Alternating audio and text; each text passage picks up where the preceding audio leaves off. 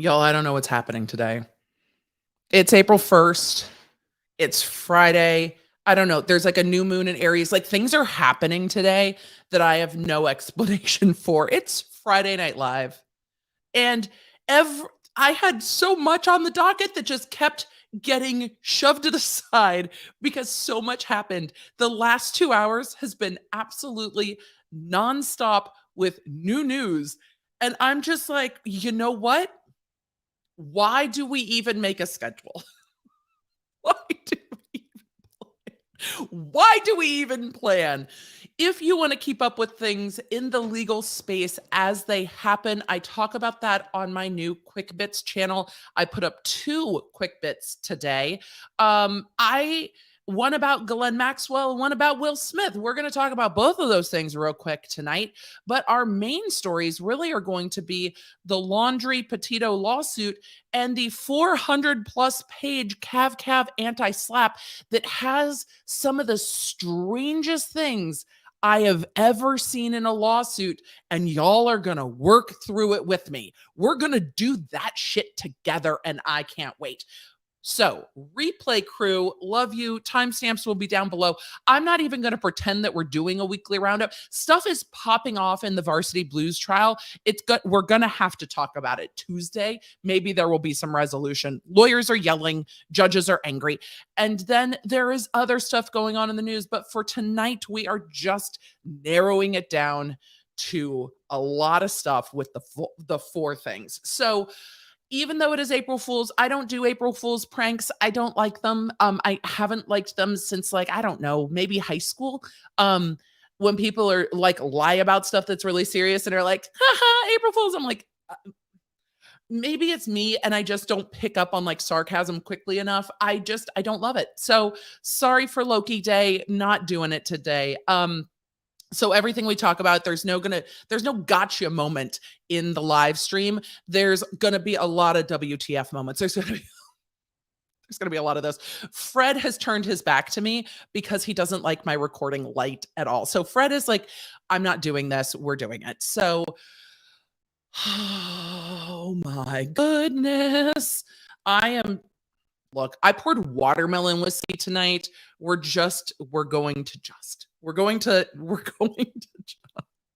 I don't know. You guys, the last few hours of today have really the show was prepped. Things were done and I had time to either work out and or nap. Yes, sometimes those are the choices. And to lay down. My back has been bothering me for a few weeks now. It happens. It happens because after my spinal fusion, I still have some muscle stuff that still happens. So my back's been bugging me, muscle stuff. And I'm like, okay. And then I'm sitting on the couch with Dr. B because we have hardly talked all day because I've been prepping this and prepping the podcast. And my phone starts doing all the things. And I'm like, oh. So from the time I streamed over on Eric Hunley's channel this morning to now, it has been literally nonstop, but we're here for it. We're here for it. So let me know what you're drinking and, let me know what you're drinking. And we're just going to do it. We're going to do it. Cindy said, I went out for my birthday the other night and I'm still recovering. 30 do hit different. Cindy, yeah, 40 will too. You've got to remind your brain. You've got to actively remind your brain that you're not 21. Yep. And then you need IV drip bags and hydration and you need glutathione. You have to plan to drink. You've got to plan on it. So let me know what you guys are coming in and what you're drinking. PBR because you're classy. I love it. We love a good Coca-Cola Moscato. I don't know what girl beer is, but love it. Cucumber lime fresca. That sounds delightful. Chai tea, have another few hours in the office and need a boost. Well, Jenny, we're going to get a boost of something tonight. We've got a lot that's happening. Diet Pepsi with a nice edible to help calm the anxiety and pain. I mean, hey, I hear you. We have no hate for edibles around here. Excuse me. Me trying to talk and drink at the same time. Saturday morning here, says Aussie Nick, got my first coffee and I'm thinking of fry up of eggs and toast. That sounds delicious. Enjoy breakfast. Drinking chocolate raspberry coffee with Swiss mocha creamer. That sounds amazing too. Hydrating with Diet Coke. I'm not sure how that works, but I like it. All hail the Boilermaker. Jamila's going for it tonight. I love it. All right. We should just get into it. We have so much to talk about. I see you guys on Facebook. Dad, I saw you on Facebook. Hey guys, good to see you. And we're just gonna get into it. Drinking berry sunkist and eating crawfish. Anna, that sounds delightful. I love crawfish. All right. Keep telling me where we're coming in from, what we're drinking, what we're doing, because I've got watermelon whiskey from Old Smoky and water dose because, we got to hydrate and mind our business. I have another water that I was drinking before the show, but I can't drink this while I'm on air. It's too bubbly and it will cause all of the bubbly issues. What we don't need is the bubbly issues. It's not appealing. It happens sometimes anyway, but we're going to try to actively avoid it. So with that, we should just, there's so much to talk about. Replay crew, did I already say that I love you? Timestamps will be below at the end of the stream. Okay, we should just. Hey there. If we haven't met yet, I'm Emily D. Baker, the badass lawyer and everyone's favorite legal commentator. I'm the host of The Emily Show, and I break down the legal shit behind the news and pop culture stories we all want to talk about. I have been a licensed attorney for over 15 years, but this is not legal advice. I should warn you, I'm a big fan of the cursey words. This channel is where the law nerds unite to talk about facts, not fuckery. Y'all, I asked for what you're drinking and you're making me hungry in the chat. You guys have some good eats happening out there. And I'm like, wait, all of that sounds delicious. All of that sounds delicious. Should we start with the latest breaking news of the moment? Will Smith resigning from the Oscars. It was literally posted, I don't know, 40 minutes ago, 30 minutes ago, maybe. I'm going to People because it seems like the statement was given to People. It's everywhere, but we're just going to go to People. I'm going to pull it up. Are you ready to share your screen, Emily?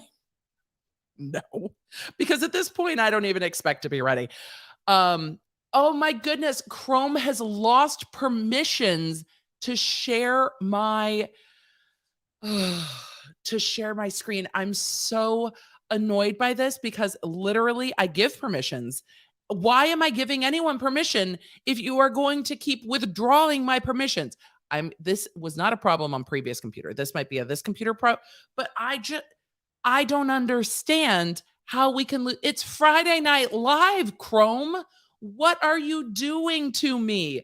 Hold on. I am going to have to manipulate the stream so that I don't yeet myself. I'm going to try to switch browsers so that I don't get booted out of my stream if I have to restart Chrome for permissions, because goodness, that would annoy me. So give me 1 second to yeet myself onto another browser.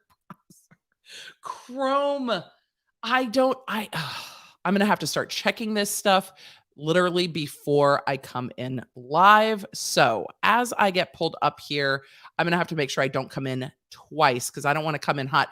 But tech will be on it. Don't let me come in hot because I'm coming in hot.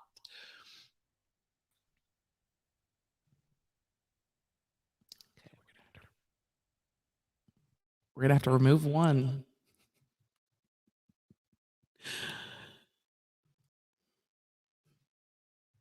All right. I've successfully gotten myself out of Chrome. Not gracefully. We've not gracefully gotten ourselves out of Chrome, but we've worked it out.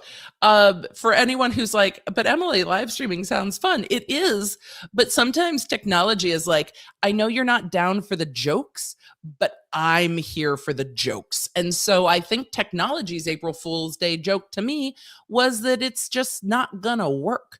So there's that. Joke's on me today.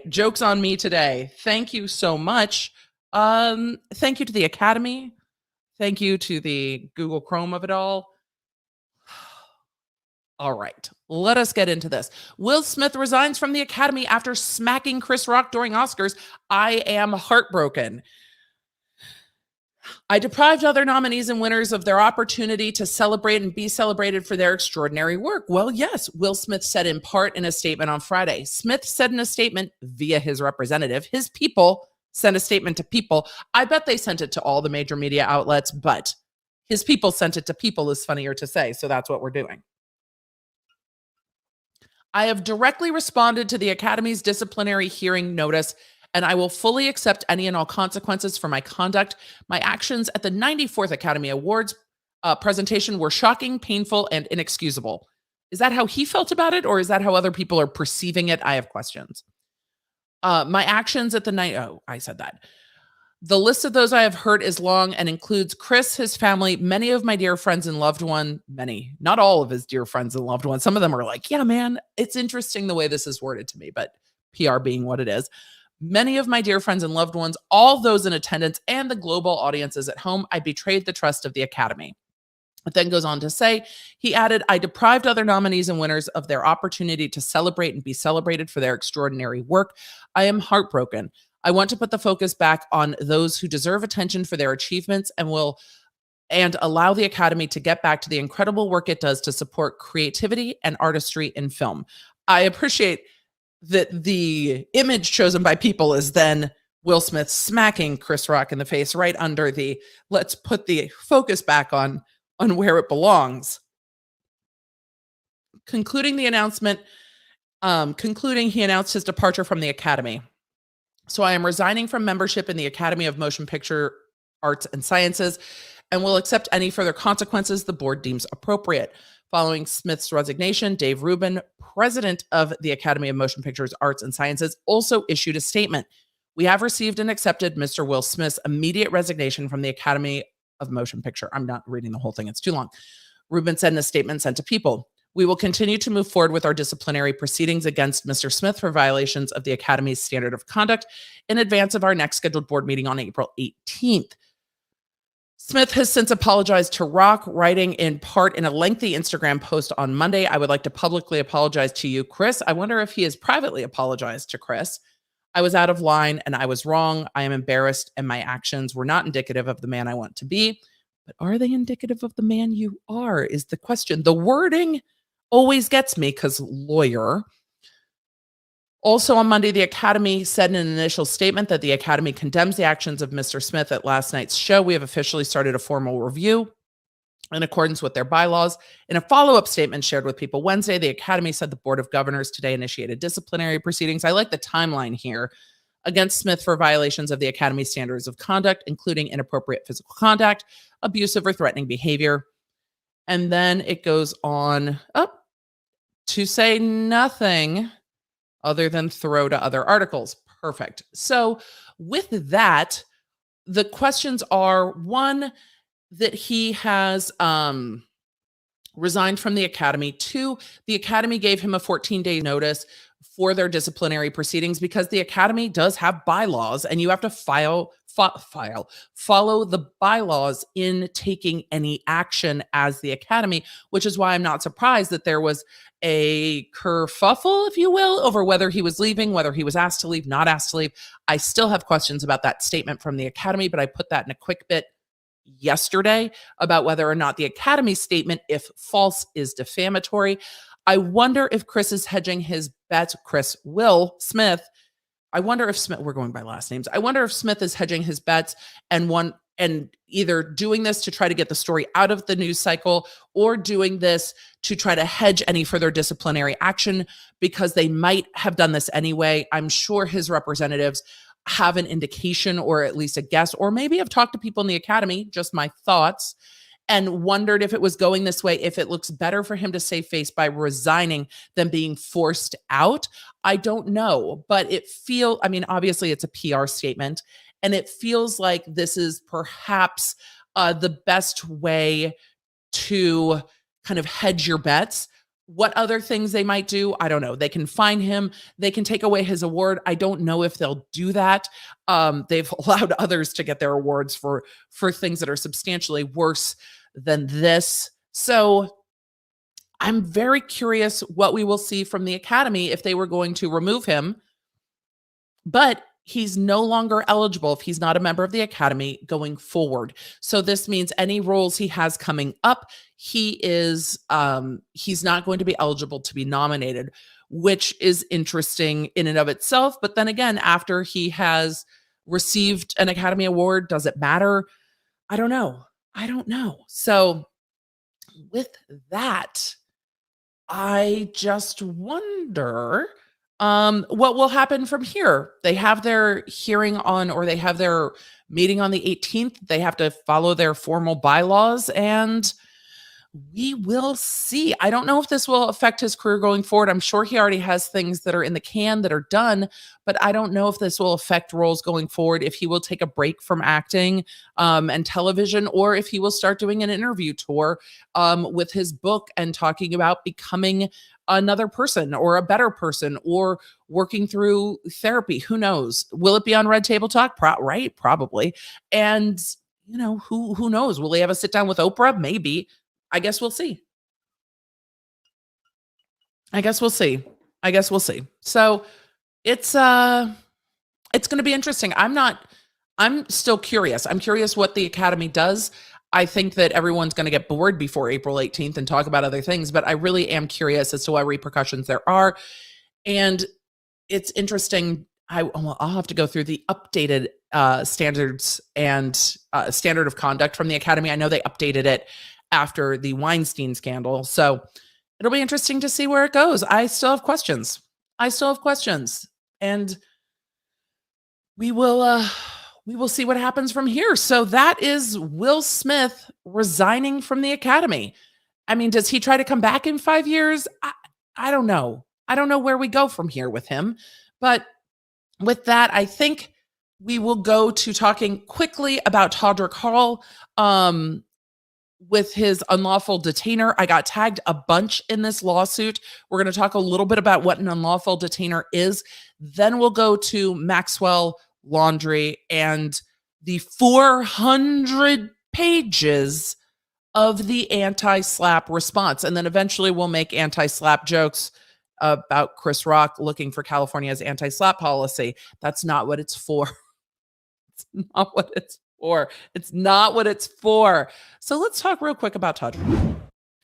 I'm sure you guys saw this on social media. Those of you that aren't familiar with Todrick Hall, he was recently on Celebrity Big Brother. He is a singer, entertainer, media personality, and he did a MTV Cribs and a YouTube thing. Oh my God, I was totally supposed to drink Zach's wine tonight, and today got crazy and I completely forgot and went straight to whiskey. Zach's wine's gonna have to come in next week. Thank you, T. Hamilton. I totally forgot. I had meant the things I had I've forgotten so much today in how busy today's been. Anyway, Todrick Hall went on MTV Cribs and has a YouTube video going through the house that he stated that he purchased and was very excited about purchasing. And now we're getting this unlawful detainer action indicating that that he does not, in fact, own that property, and that, in fact, he is not paying rent on that property. Could this very quickly be resolved with the payment of back rent? Yes. Do we have any idea why the rent is? I don't know. I don't follow Celebrity Big Brother, and I definitely don't follow Todrick Hall close enough to know what is going on that might lead to this. But with this, I think it became such a large story on social media because he had held it out that he owns this home. An unlawful detainer action is when somebody is staying in a property, essentially, me taking it all the way down, but staying in a property that they don't own. If it was a home that you purchased and weren't paying your mortgage, it would go into foreclosure proceedings, not unlawful detainer proceedings. So what we see here is unlawful detainer. I did redact this myself because it had the home address on it because it's a Yeeted proceeding, and I didn't think we needed all of that on the interwebs. I just encourage those of you that may otherwise want to go look at this to not go look for that because still we don't need that. It's just very interesting as to why this isn't being paid or allegedly not being paid. This is an allegation. Again, it's an allegation from the owner of the property. So the owner of the property, the Levins, Lavan, Lavian. We're going to try our best. Property in Sherman Oaks within the city limits of Los Angeles. Plaintiff's interest are owner. So they are saying they're the owners of the property. Agreed to pay rent on the premises, either month to month or other tenancy, which means it's probably a longer lease, year to whatever. Agree to pay the rent of $30,000 monthly.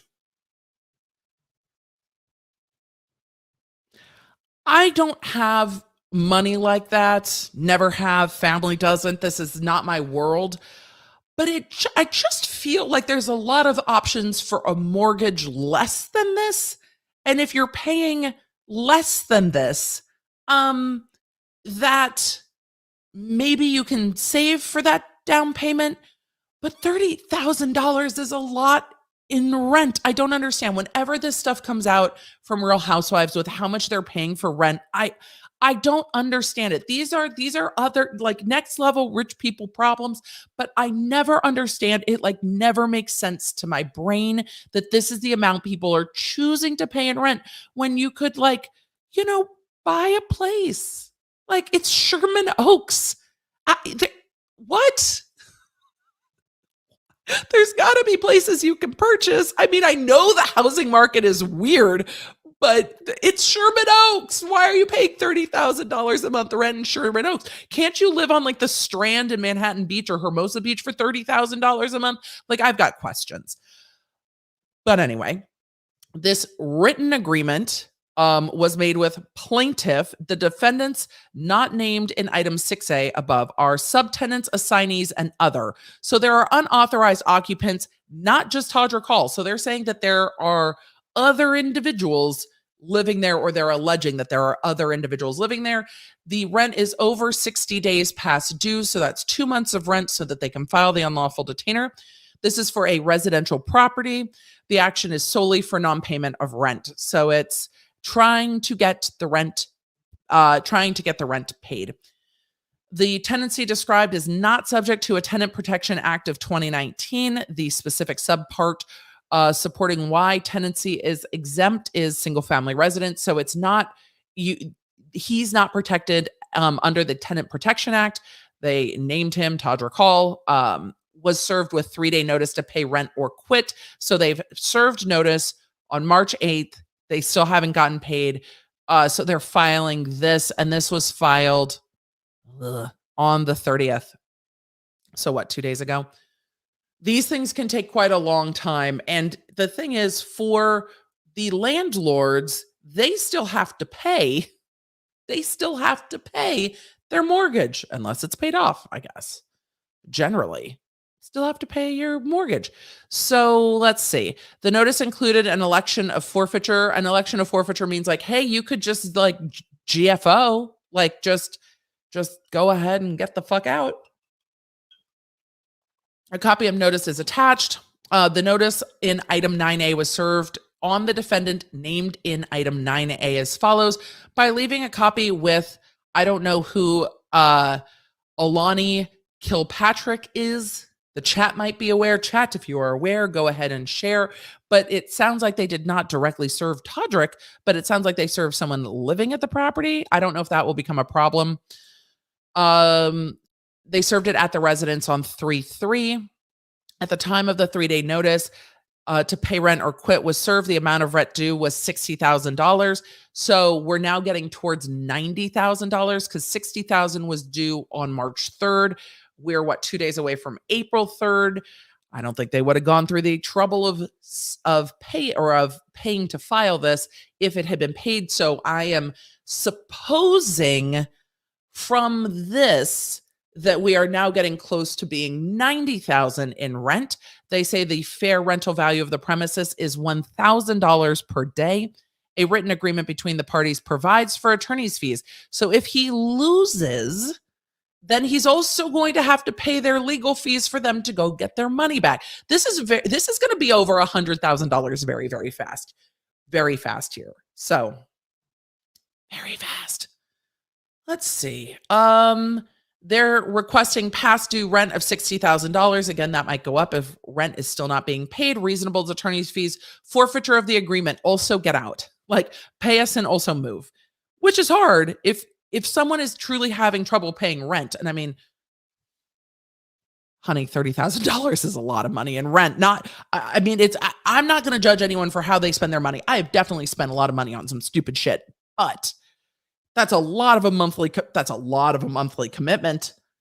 Back when I thought my $2,000+ in student loan payments made me want to vomit every month. I don't know what I would do with it. I wouldn't do anything with this. This would give me so much anxiety. So with the $60,000 being past due, I imagine it will also be difficult to find somewhere to move. This is also now very public. You also have to come up with like first month's rent. And if you're trying to rent somewhere for $30,000 a month, you're probably going to have to plop down $100,000+. And now that this has become public, it's just going to make it harder to rent, which would be stressful. So legal fees too, and a forfeiture of the agreement, meaning you can no longer rent here. It is time for you to go. Damages at the rate stated in item 13 from the date of 4/1/2022. Okay, so it sounds like the 60,000, as we're now going through it all the way, it sounds like 60,000 is through the first. So February's rent, March's rent, and we won't have another amount of rent until the beginning of May. So we're not close to 90,000 because the damages are from April 1st. So with that, hopefully you guys in the chat were talking about who Aloni Kilpatrick is, because again, I still don't know. And then they're seeking all other relief. So that's the unlawful detainer lawsuit. Here's the quit or pay rent. 3-day notice to pay rent or quit to Todrick Hall and all other persons. You are notified that pursuant to the agreement under which you hold the possession of the premises, rent is now due. Unpaid rent total of $60,000. Representing unpaid rent is oh, Emily, keep reading. It's going to tell us. It's going to tell us. $30,000 for the period of February 1st through February 28th, and $30,000 from March 1st to March 31st. You are further notified within 3 days after this notice that you must pay said amount or quit said premises and deliver up possession of the same to the landlord, or the landlord will institute legal proceedings, which is exactly where we're at. So it's got the payment address and then the fact sheet for the COVID-19 renters protection. All right, well, we will see. We will see what happens with this. You guys are doing the math in the chat. Don't do the math. Don't do the math. I'll just say for $360,000, you can buy a pretty nice house around me. There are houses like right over the county line from where I live. There are houses you can buy in like the 300,000 range. It was mind-boggling moving from California. I'll tell you what. So that's the unlawful detainer. We'll see what happens. We will see what happens. But they can move forward on eviction proceedings now that they've hit their 3-day. I don't know if they will or if they will try to resolve it. But man, oh man, I can't imagine 30,000. I just can't. And again, no shame on how people want to spend their money. I just can't. In my brain, I cannot process that amount of money. I cannot. I cannot. Okay, with that, we are going to talk about the Laundrie suit. It's time for a quick reminder in the chat because this one is always difficult to talk about. So let's move on to the Petito Laundrie lawsuit. Petito Laundrie lawsuit. The Petito family filed a lawsuit against the Laundries for what amounts to intentional infliction of emotional distress. We talked about this a few weeks ago when it was filed. It was filed right at the beginning of March. Gosh, a month ago? Why is it April? A month ago. And I talked about the questions I had with that lawsuit. Here is the thing. It is hard to talk about the Laundries. It is very hard to talk about the Laundries without the feelings coming up. I have a lot of feelings too. We all have feelings about how the Laundrie family handled this. How we feel about it and what their legal obligations are to the Petito family are two completely separate things. And we are going to be talking about it from the facts side of it, acknowledging that, yes, it feels shitty that the Petito family was, almost a month of trying to find their daughter before her remains were discovered. And the Laundrie family, they are alleging, knew what was going on and said nothing to them. The fact that it feels horrific doesn't change the fact that the Laundries did not have a legal obligation to say anything. And that's where we're approaching this lawsuit from, with, how it feels and what it is are often two very different things. And the legality and the morality are different here. I had questions about this lawsuit when it was filed. I think they really want to get to depositions to know what the Laundries knew and when. I don't know if they're going to get there. So we're going to go through this motion to dismiss. And just because I am not terribly empathetic to the Petitos lawsuit does not mean I am not heartbroken for this family and what they went through. Because on the moral side of it, like, literally, how do you do that to someone? But on the legal side of it, they were protecting themselves and their son, and you can see why. So with that, we are going to talk about the legal side of it and acknowledge that I don't like the way the Laundries acted either, but we are not going to do the things we don't do in the chat: name call and besmirch and wish ill upon people and what have you. Whatever you believe in, AWA, the universe, astrology, God, the force, karma, whatever it is, I do believe that there is some kind of balancing and reckoning that happens. And I don't know if the court of law is where this will be reckoned with. I just don't. So we are going to go through their motion to dismiss. I should have remembered to link the video where I talked about the original lawsuit, but I'm sure the mods will grab it. So we are going to get into this right now. Steve, that is one of the things we are going to address very shortly in this motion to dismiss. And again, the law is very fact-based. It's not feelings-based. A lot of the things that get into court because of the feelings. But the law doesn't address things from a feelings perspective, and that's what we have to talk about. So let us get into it from that perspective. And Leonard, this is one of the things that I always struggled with in both law school and in practice, was parsing the two. And then I got too good at it and was like, well, the law says this. What the fuck is your problem? And had to, again, unlearn how big the barriers I had put up with. Well, the law says this. I mean, I don't know what the fuck your problem is.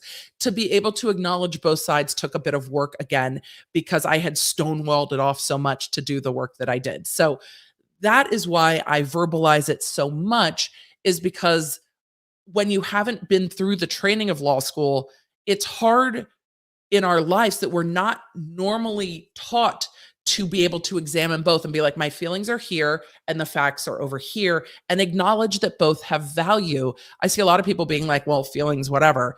Feelings are information. They have value. We have feelings about this case. Of course we do.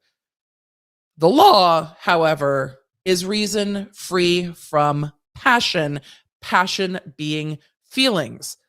Legally Blonde, probably. Maybe also Aristotle. The law is reason free from passion. Defendant's motion to dismiss complaint. Comes now the defendants Christopher Laundrie and Roberta Laundrie. Oh, mods, by the way, don't let me forget that Stephen Bertolino, yes, Bertolino, I have feelings over there too, issued a statement after this was released, and I do want to cover it after I cover this suit. So I don't want to forget, but Bertolino is not the attorney that filed this suit. He's just the one that does the talky things. So by and through undersigned counsel, hereby move to dismiss the complaint pursuant FRCP, not Federal Rule of Civil Procedure here today, Florida Rule of Civil Procedure 1.140B, for failing to state a cause of action. This is your typical 12B6 failure to state a claim upon which relief can be granted. This is the beginning of a very basic legal evaluation. 12B6. So this is akin to a 12B6 failure to state a claim. failure to state a cause of action for intentional infliction of emotional distress. They never named the claim in their lawsuit. We had to go, okay, this sounds like this is what they're saying. At least the other Florida lawyers are on the same page as all of us. For the reasons set forth below, there are no facts that could support this cause of action, and the court should dismiss the complaint with prejudice. With prejudice meaning you can't do that again.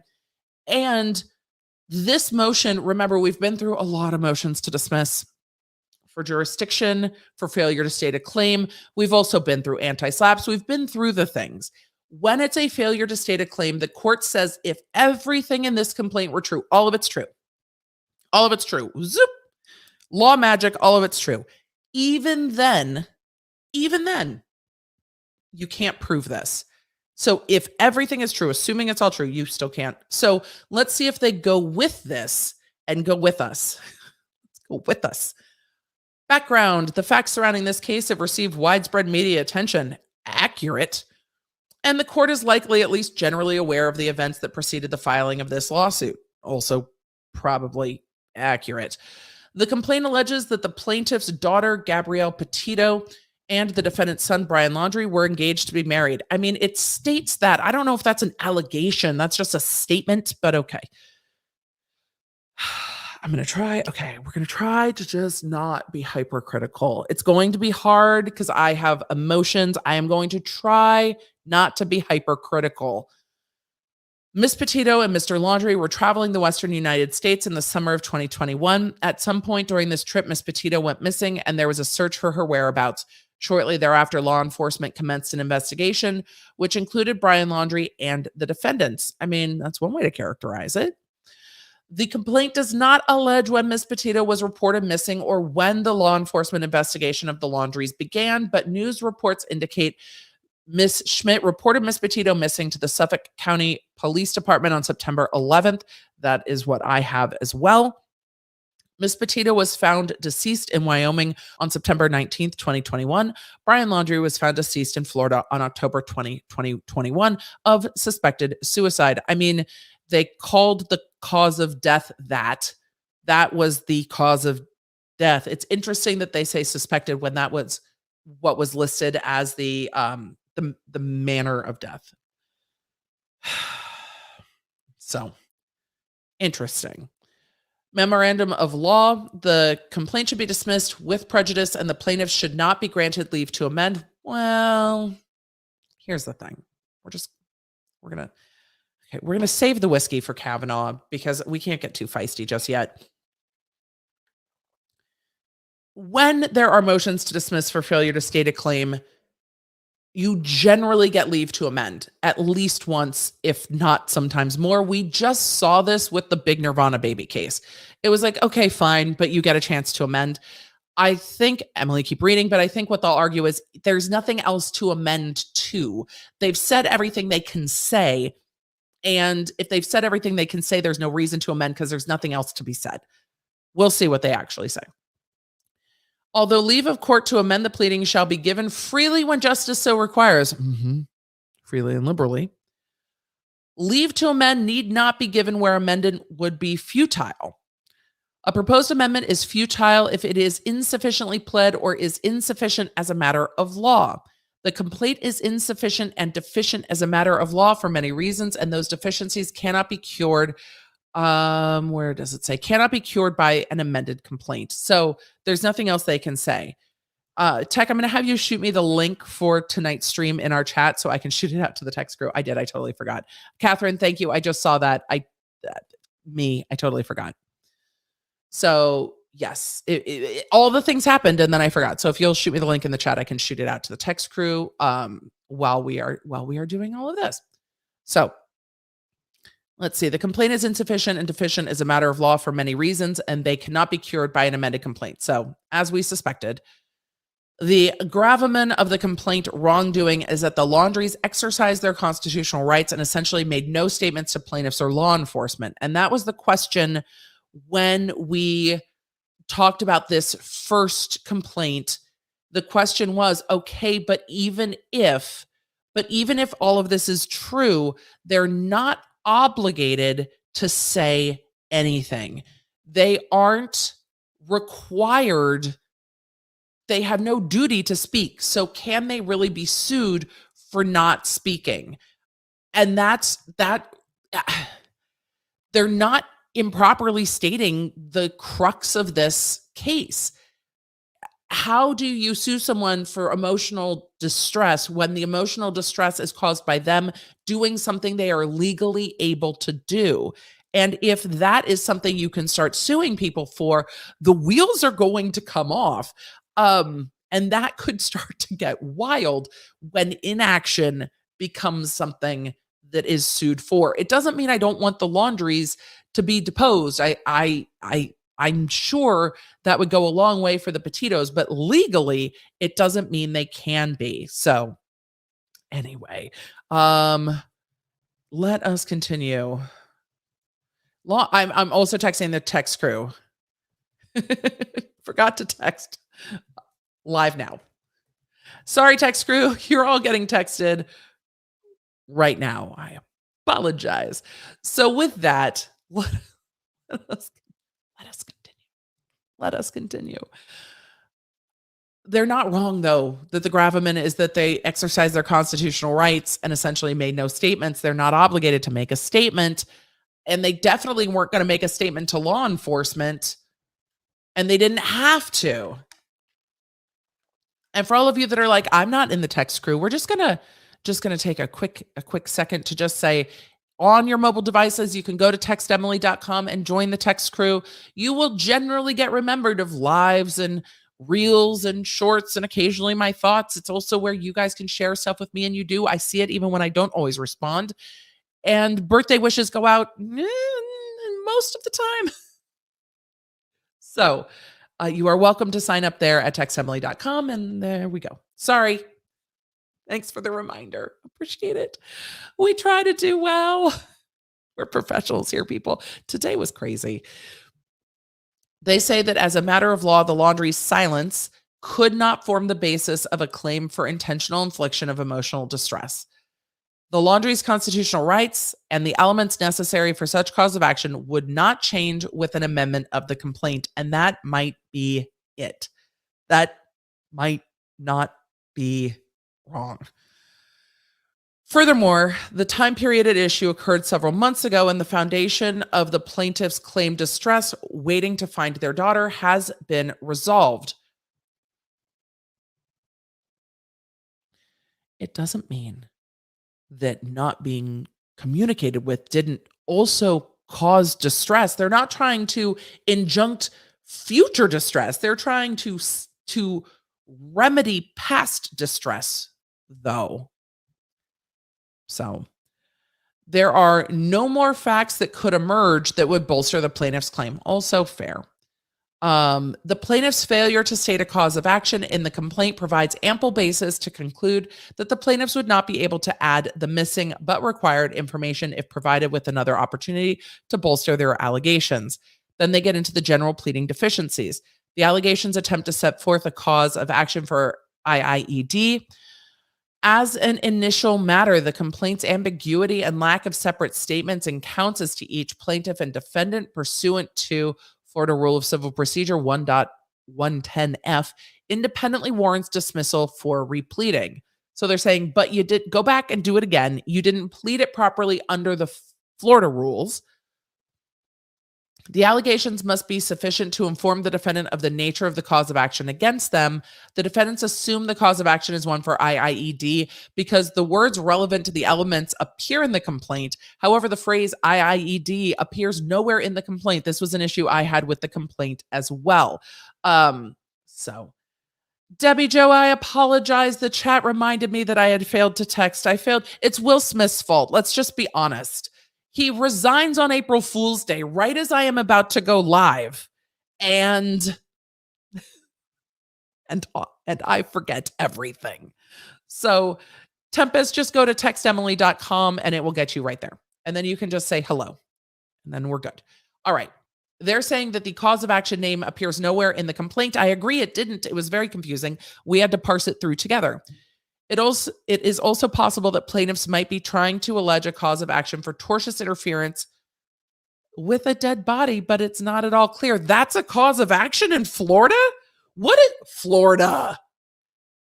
Tortious what?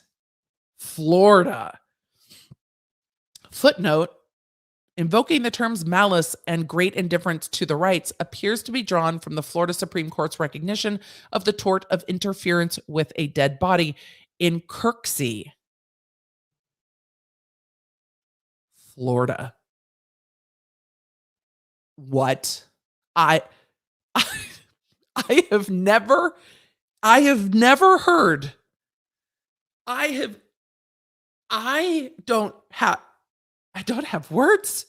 Are there also Florida? I have I need a deep dive. Hold on. Y'all, we got to Google real quick. We just got to Google real quick because I need to know what they're contemplating. Monetization be damned.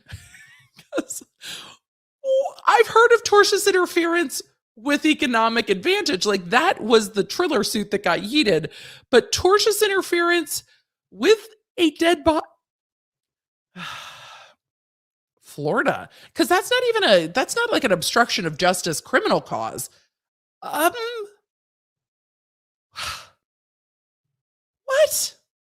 is okay?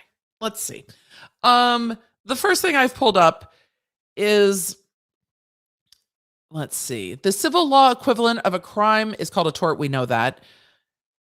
Tortious interference simply means interfering with a situation with an item in such a way that you could be accused of committing a tort. So if a funeral home is sued for tortious interference with a dead body, it means you are accusing them of mishandling remains in such a way as to cause serious emotional and possibly physical distress.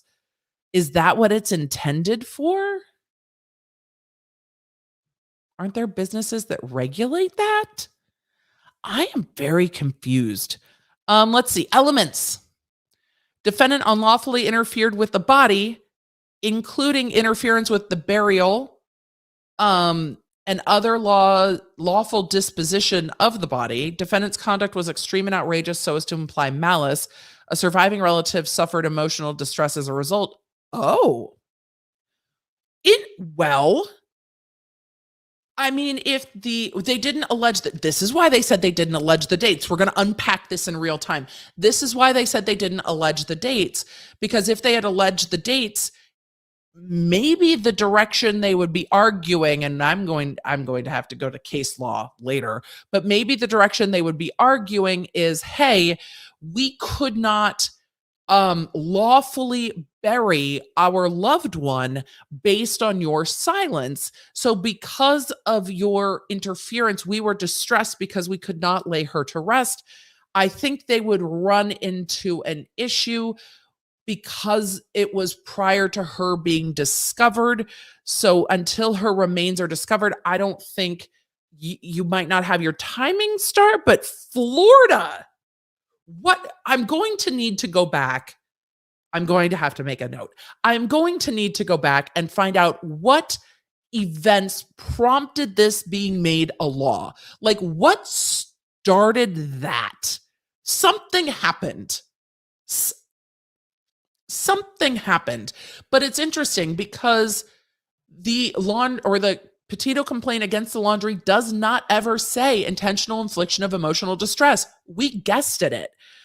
But not allowing her to be buried causing causing distress is a different way to go about it. Who even knew that that was a tort in Florida? I am shook. I need to look up all the alligator laws in Florida too. I'm sure there are more. Maybe there should be leave to amend, because now I have questions. I'm going to need to look up this Kirksey case. I need a legal deep dive. I'm fascinated. We have so much else to go over tonight. I can't deep dive right now. And I'm kind of like, okay, we can't deep dive. Okay, just move your brain back into this. But this is why we do first looks. I was not expecting, that was not ever in my, my frame of view was tortious interference with the body. Okay. I have seen many other things that you can be charged with when someone is deceased. That is not one I have ever seen. Wow, we learned something. Wow, we learned something new. Okay, we need to look up Kirksey. Noted. Florida Rule of Civil Procedure 1.110b requires that a complaint must state a cause of action. Yeah, this one doesn't. And if a complaint is so vague, indefinite, and ambiguous as to wholly fail to state a cause of action, it is subject to dismissal. Y'all, are there any Florida lawyers on the YouTubes? I have questions. Because I know we've got Texas lawyers, and we've got, like, I think Rakata's like up in Minnesota, and Nate's in New York, Natalie's in Boston. Alita did law in California. I think she's also barred in DC. I have no idea where Legal Eagle is barred or practices. Maybe DC, maybe Virginia. We need someone in Florida. I need someone in Florida. I need someone in Florida. You guys are saying Peter Dragos, a lawyer, okay. And is Legal Mindset in Florida? I thought Legal Mindset was in well, maybe he's a Florida lawyer because he's out of the country, but is he? You guys are like, Legal Mindset's Florida. Okay, I've got questions for Legal Mindset. He's barred in Florida. Fantastic. I would have to tell him he can't make inappropriate jokes about dead bodies, but he is welcome to come on and tell me about this because I have questions. All right. So many questions. I'm sorry. I'm so distracted. All right. They're requiring the complaint to state a cause of action. This complaint didn't. Plaintiff's complaint ambiguously draws language from two unidentified causes of action and does not identify either as the cause of action. That's fair. It didn't. So many questions.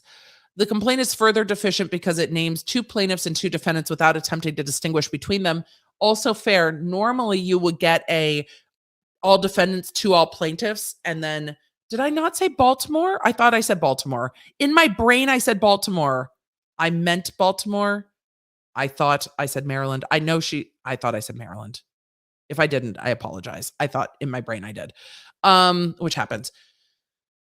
So with this, you would normally have all causes of action to all defendants or plaintiff one as to defendant one. You would normally see it broken down. So you guys are saying Legal Eagle seems to be barred in California, New York, Maryland, Virginia, and DC. Why? That's a lot of places to either comedy into or wave into or take the bars in. That's a lot, but not Florida. That's a lot. All right.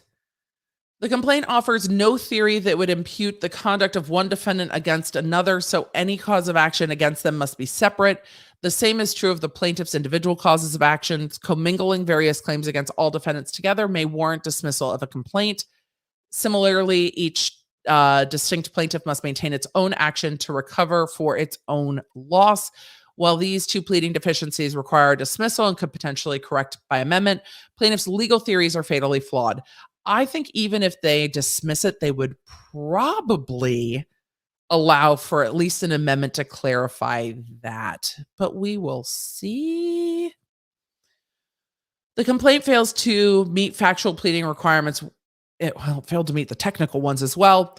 Florida is a fact pleading jurisdiction. To withstand dismissal, plaintiff must allege more than a naked legal conclusion. It's insufficient to plead opinions, theories, legal conclusions, or argument. Let's go on. To state a cause of action, the complaint must meet four elements: deliberate or reckless infliction of mental suffering. Is this from IIED? Yes, this is them talking about IIED, which we broke down when we talked about the complaint. Deliberate and reckless infliction of mental suffering, outrageous conduct. The conduct caused the emotional distress, and the distress was severe. I think they can show the distress was severe. Showing that the conduct caused it, not the circumstances, will be difficult. Like the silence caused it, not all of the circumstances. The conduct was outrageous, not like outrageous. Outrageous. Not that kind of outrageous, but like legally outrageous, not just like we feel yucky about it. And then deliberate or reckless infliction. I don't know if something can be deliberate or reckless if it is your legal right to do it. All right. Behavior claimed to constitute the IIED must be so outrageous in character and so extreme in degree as to go beyond all possible bounds of decency, which is the standard in most states and comes from the Second Restatement of Torts and Case Law. In applying that standard, the subjective response of the person who is the target of the actor's conduct does not control the question. It's not subjective, it's objective. But if you're going to take a poll in the chat, I think a lot of people feel in their guts that it was outrageous. However, when you get to a trial on this, the Laundries don't look good. But if you have lawyers explaining to people, look, it's their legal right to remain silent in Florida, you might have a fair jury that says it is my right not to say shit. So the action can't be outrageous because I'm exercising my right to not say shit. In another jurisdiction, that might play differently, but this is in Florida. Florida's different. So, and Florida's allowed to be different. They're Florida. They get, you do you. We're going to keep going. We're going to keep going. So, even if a complaint alleges facts, those facts, if proved, must establish a cause of action for which relief may be granted. While plaintiffs allege some facts, those facts could never establish a claim for IIED because the actions were legally permissible, constitutionally protected, not outrageous, and do not give rise to a cause of action. And this is the fact that they are constitutionally protected. And again, that's going to be the crux of all of this. Outrageousness is the threshold test for recovery in an IIED claim. Whether conduct is outrageous enough to support such a claim is a question of law, not fact. And this is where I'm saying we might be like, outrageous, but law. The standard for outrageous conduct is particularly high in Florida. Florida.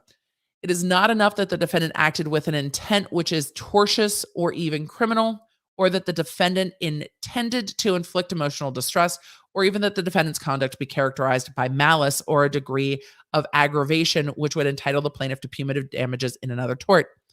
Rather, the citing of the law is so helpful. Rather, liability is established only where the alleged conduct is so outrageous in character, so extreme in degree, as to go beyond all possible bounds of decency and to be regarded as atrocious or utterly intolerable in a civilized community.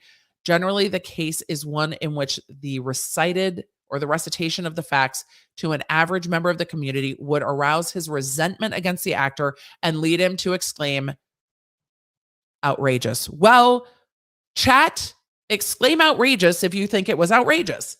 And for those of you that don't remember me covering the first one the first time, then don't worry about it. But if this feels outrageous to you, again, we are just a collection of people, but they are going to argue again that it is the Laundrie's constitutional right to not say anything.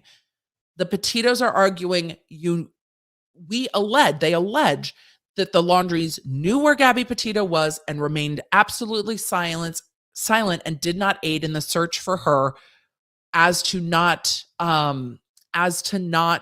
impugn their son, who at that point was not a suspect. So you guys, your feelings is what I'm asking for. Even though we might not be at legally outrageous, but it would lead a person to exclaim outrageous. So you can exclaim it. We are talking about it. The law is clear that a pleading is insufficient if it contains mere conclusions as opposed to the ultimate facts supporting each element of the cause of action.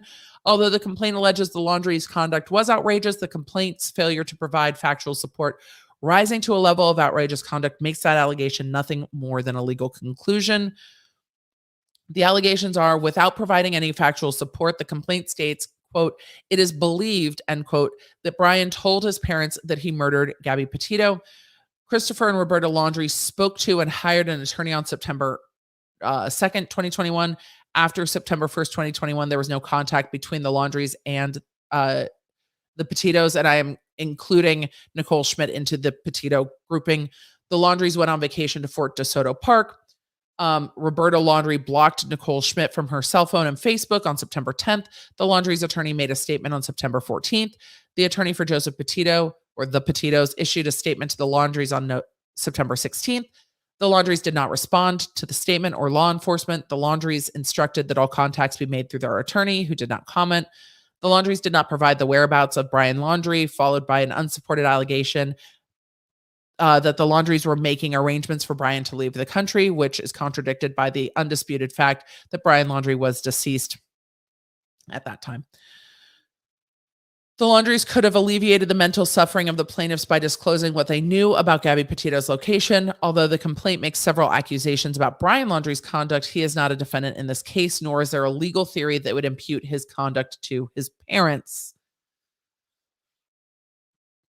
They go on to say that conduct claimed to cause severe emotional distress must be so outrageous in character and so extreme in degree as to go beyond all possible bounds of decency. The Laundrie's decision to exercise their constitutional right, to silence, privacy, and counsel, and to have their attorney speak for them under such trying circumstances and media pressure could not be further from conduct that is extreme and goes beyond all bounds of decency. And that might be the sticking point. That truly might be the sticking point, even if we don't like it. It is what most people would do and should do in such a situation and in a civilized community, because we are a country governed by laws. The letter by the plaintiff's attorney referenced in the complaint even acknowledges the complicated conditions faced by the Laundries. We understand you are going through a difficult time and your instinct to protect your son is strong. The plaintiffs cannot express sympathy and understanding for the Laundries' unenviable position and then claim the Laundries caused them emotional distress by not responding in the way the plaintiffs desired. See, I normally am all for using someone's words against them. It just feels way yuckier in this circumstance of using their own words against them. It just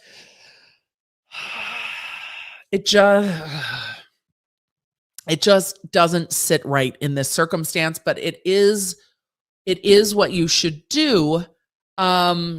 It is what you should do in this circumstance. Labeling the Laundrie's silence as outrageous is particularly incongruous with the context of the attempt to contact the Laundries discussed in the complaint.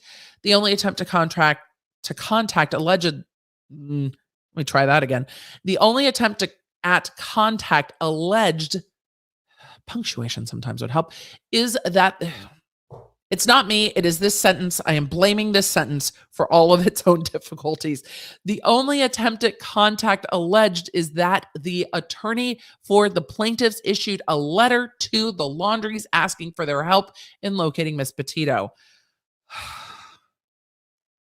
That was not on me. I'm not taking that one. Nope, that's not me.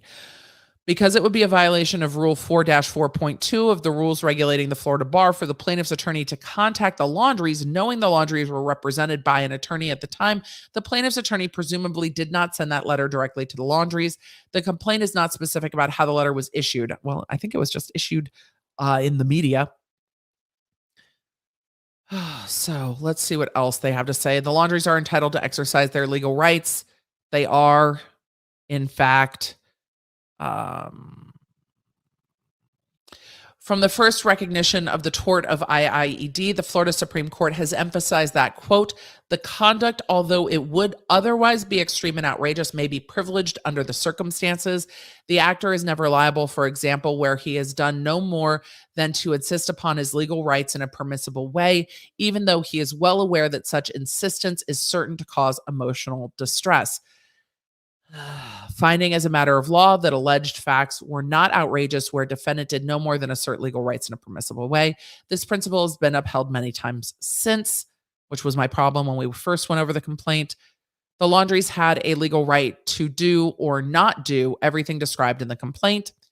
The Laundries have a general constitutional right not to speak on any topic and a more specific constitutional right not to speak in the face of a criminal investigation. There was unquestionably a law enforcement investigation of the Laundries regarding the disappearance of Miss Petito, and the Laundries had and still have an absolute right to remain silent. For the Laundries to exercise their constitutional right to refrain from speaking and to instead hire an attorney to speak for them is not only common practice in a civilized community, but it embodies the exercise of a fundamental right under the United States and Florida constitutions. Going on to the Sixth Amendment right of counsel. We're not going into right of counsel. I don't even think it's relevant, but put simply, the Laundries have fundamental constitutional rights to silence, privacy, and representation by counsel, but the Laundries' exercise of these rights is what the plaintiffs claim caused their emotional distress. The complaint suffers from another fatal flaw that is further evidence as to why there's no cause of action. For conduct to be actionable as an IIED, the conduct must be directed at the plaintiff in his or her presence. Well, that's interesting. Appellant's claim for IIED fails because there was no showing of outrageous conduct directed at appellant herself. And then they go through the case law of that. But they don't go through it very long. I would think it might be so well settled in Florida that they don't go into it. But that's a very interesting part of it is like, hey, the failure to respond is not directed at plaintiffs. It's really directed at law enforcement because we don't want to respond to them either. I can understand the argument. They go on to say, in all cases, we have found in Florida, recognizing the tort of IIED, the plaintiff was the recipient of the insult or the abuse. So the directed at part of it. They say what happened to Ms. Petito is certainly unfortunate. I mean, I don't know if that states it accurately.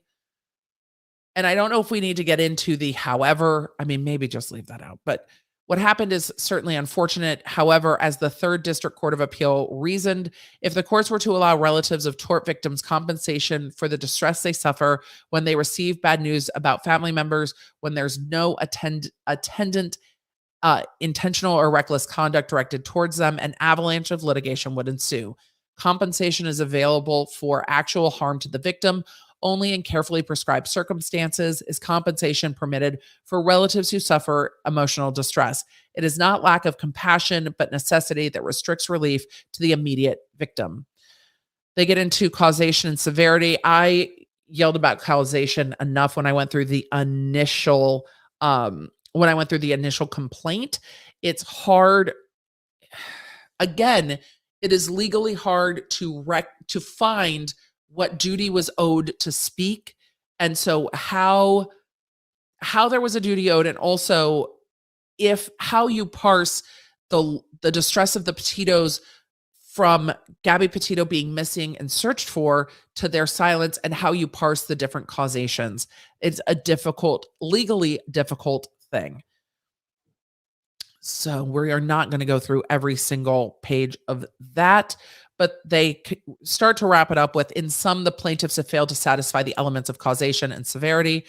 The plaintiffs were understandably fearful about what happened to their daughter, and they would have been upset about their daughter regardless of anything the Laundries could have said. But that fear or sadness was not caused by the Laundries. It was an unfortunate, unavoidable part of the entire circumstances surrounding Brian Laundrie and Gabby Petito. I don't know if that's the way I would have said. There are parts of this that are very well done, and there are parts that are just a little rough for me. But again, I've already explained my journey with mixing law and compassion together. The plaintiffs have not and cannot set forth factual assertions that can be supported by evidence which gives rise to legal liability. As such, this action for IIED against the parents of Brian Laundrie, however inartfully drafted, is not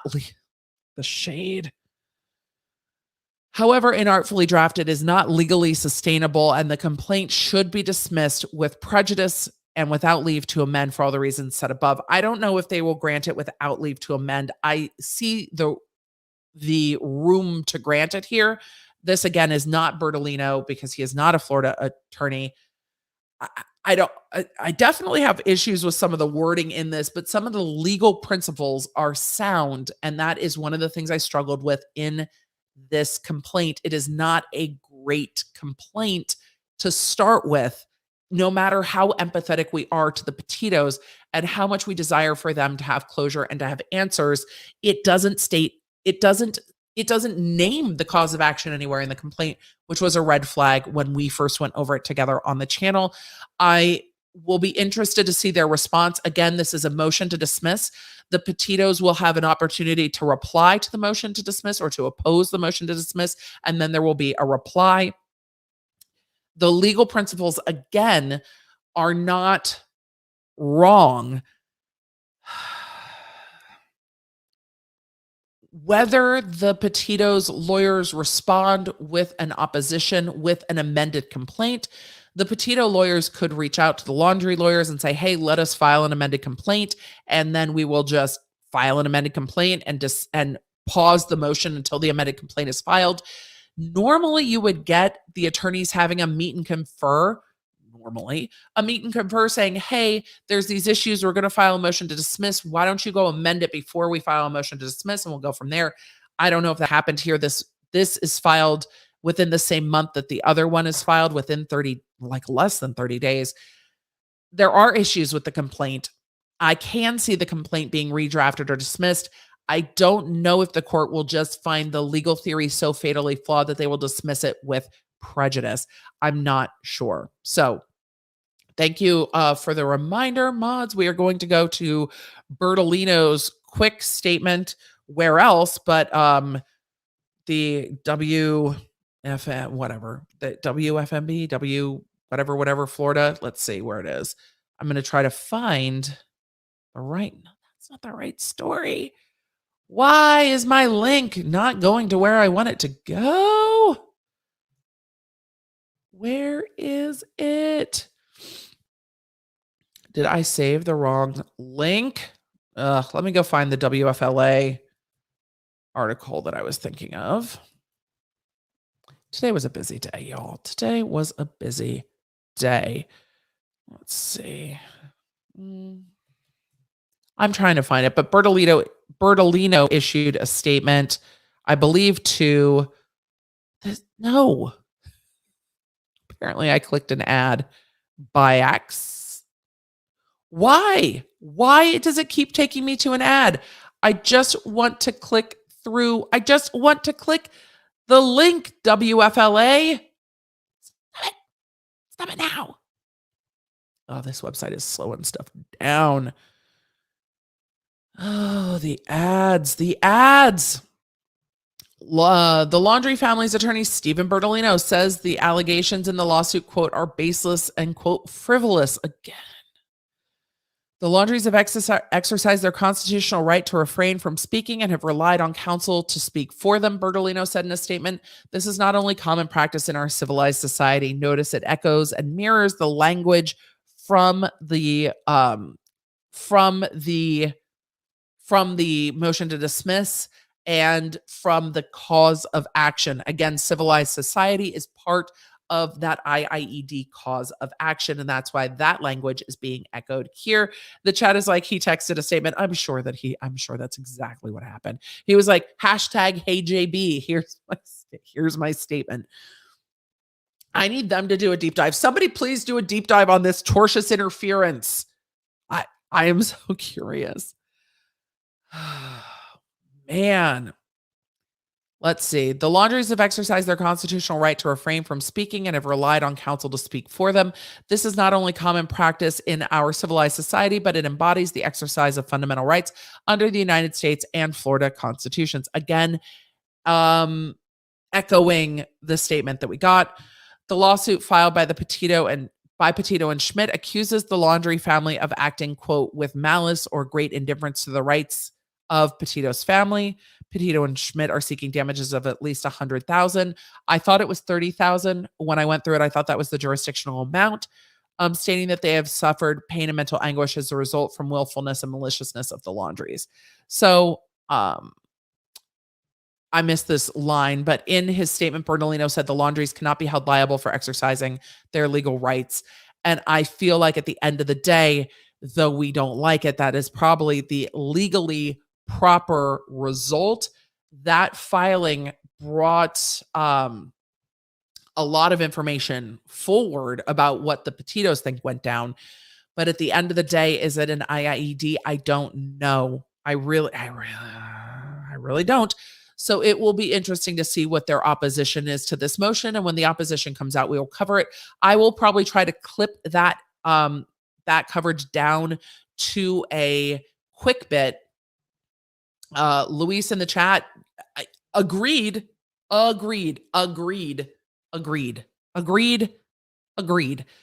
will probably try to clip that down into a quick bit without my interjections and side note wanderings, so that there is a quick and succinct coverage of that complaint for us all.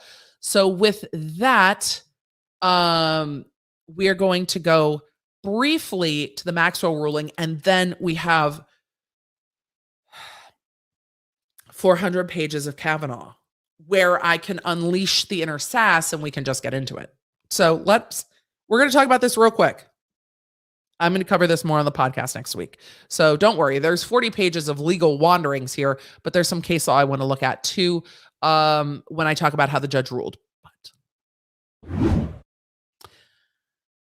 Ghislaine Maxwell was found guilty at the very end of 2021. And shortly thereafter, juror number 50 shared in the interviews with the Peoples that he disclosed in the jury room his own experience with SA. And with that, he sparked a flurry of legal activity because it became apparent that when asked that on the jury intake questionnaire, he did not identify that he had that experience. And he, was the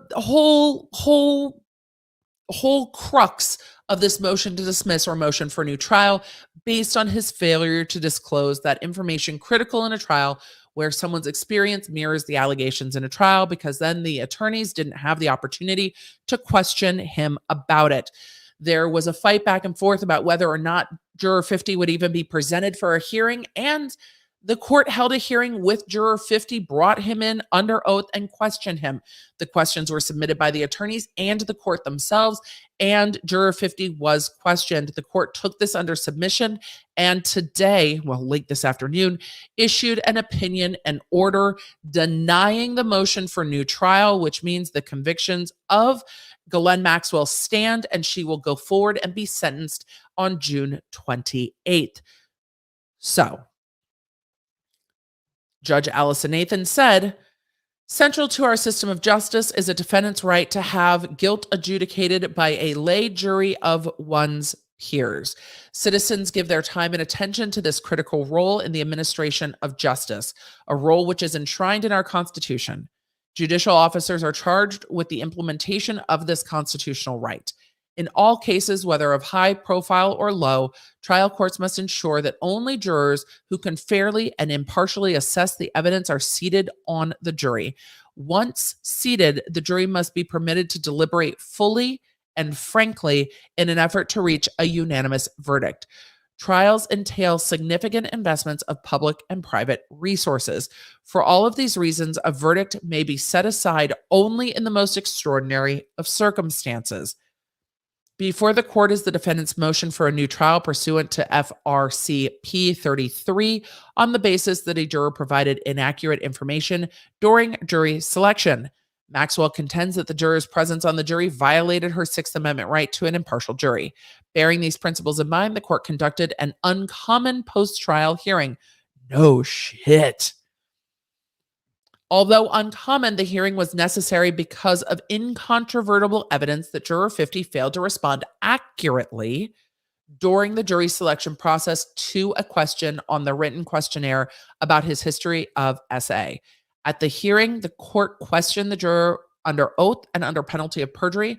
The court inquired about whether his answers were false, his explanation for giving those answers, and how he would have responded to follow-up questions if accurate answers had been provided at the time of jury selection. This inquiry was limited by Federal Rule of Evidence 606, which prohibits a juror from testifying about the content of deliberations. Even though it was already stated by him in the media, the court can't ask about what happened in the deliberation room.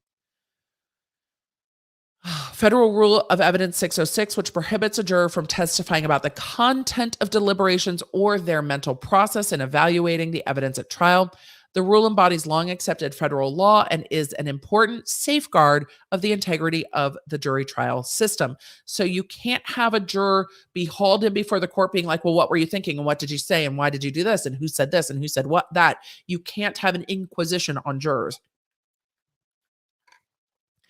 Based on the hearing record, the questions before the court are whether juror 50 failed to answer honestly a material question during jury selection, and whether if he had provided a correct response, the court would have struck him for cause because he was biased. Controlling law is clear that the question is not whether the defendant would have chosen to exercise one of her discretionary peremptory strikes against this juror had he accurately disclosed his prior essay. It's only whether the court would have struck him for cause due to actual, implied, or inferred bias. The limits on the nature of the post-trial inquiry serve as an important interest in the finality of judgments. So we're going to get to the court's conclusion down below. If you will, please. In sum, the court concludes that the evidence in the record does not support finding that juror 50 was biased. Juror 50's sworn testimony did not reveal any actual partiality. And juror 50 was not impliedly or inferably biased. He was neither a victim nor otherwise involved in the actual crimes, nor does he have any sort of relationship with any of the parties or case participants. And as consistent with other jurors who answered yes self to question 48, the court would not have granted a for-cause challenge on the basis of the personal history of SA. The juror was distracted during the questionnaire does not reveal that he was biased or failed to follow the court's instructions during voir dire and the trial.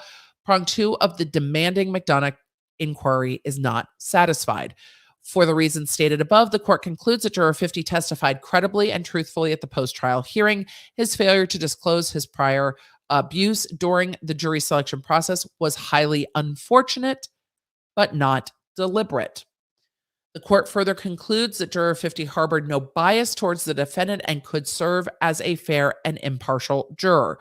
The requirements for a new trial under McDonough are not satisfied. The defendant's motion for a new trial is therefore denied.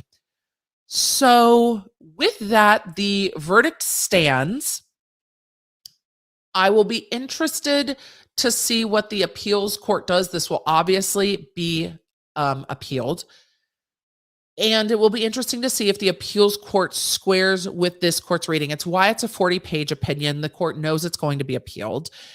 But the court's finding that this individual was credible is going to carry a lot of weight in the appellate process because the appellate court is not a finder of fact. The court is stating out the facts that they found here. The appellate court is just looking at the facts as determined by this judge and how they applied to the law. I am surprised by this. I very much thought, I don't know how we get around this being, I don't know how we get around this being a mistrial. I don't know how we get around a new trial being granted. But also you've got for the defendant, you've got the unenviable position of, yeah, but now he knows it's a big fucking deal. Like now he knows. He has the benefit of hindsight when he comes in and testifies before the court that he messed up on the questionnaire. It'll be interesting to see the appeal on this, but Maxwell will go forward and be sentenced, and the verdict stands at this point. It doesn't mean this can't get undone on appeal, but the court did a very thorough weighing and finding of fact and said, look, this juror was not biased. They had this experience, but that experience didn't change the way that they sat as a jury. Or as a juror. So with that, we move forward, and the defense is probably frustrated. I imagine appeals, but that's why the judge wrote a 40-page document, and the court reiterated that sentencing is moving forward. And with that, it is time to move on to the Cav. It is time. I don't know why my nose is being funny tonight. It's probably the drinking. As you can see, my face has already shared that I have had a drink with all of you. You all now know. Do I flush? Yes, very, very much. Okay, so With that, let us talk about the opposition to the anti-slap and what's going on. Oh, I need to pull up Pacer. There's some weird shit happening in this case, man. Weird stuff. Let me pull up Pacer because I forgot. Let me see. Let's just pull it up real quick. I want to show you guys what's going on in the federal case as well.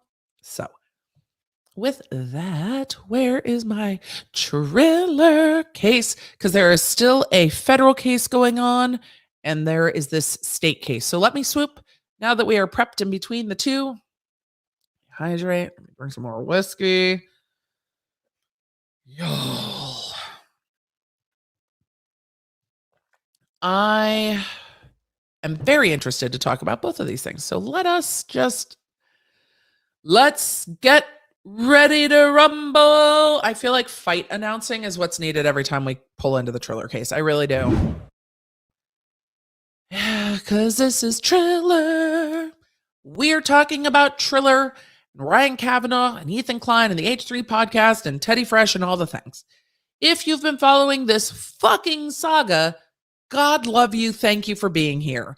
I'm sure we will see the foot soldiers in the chat, but with this, we have multiple lawsuits still going.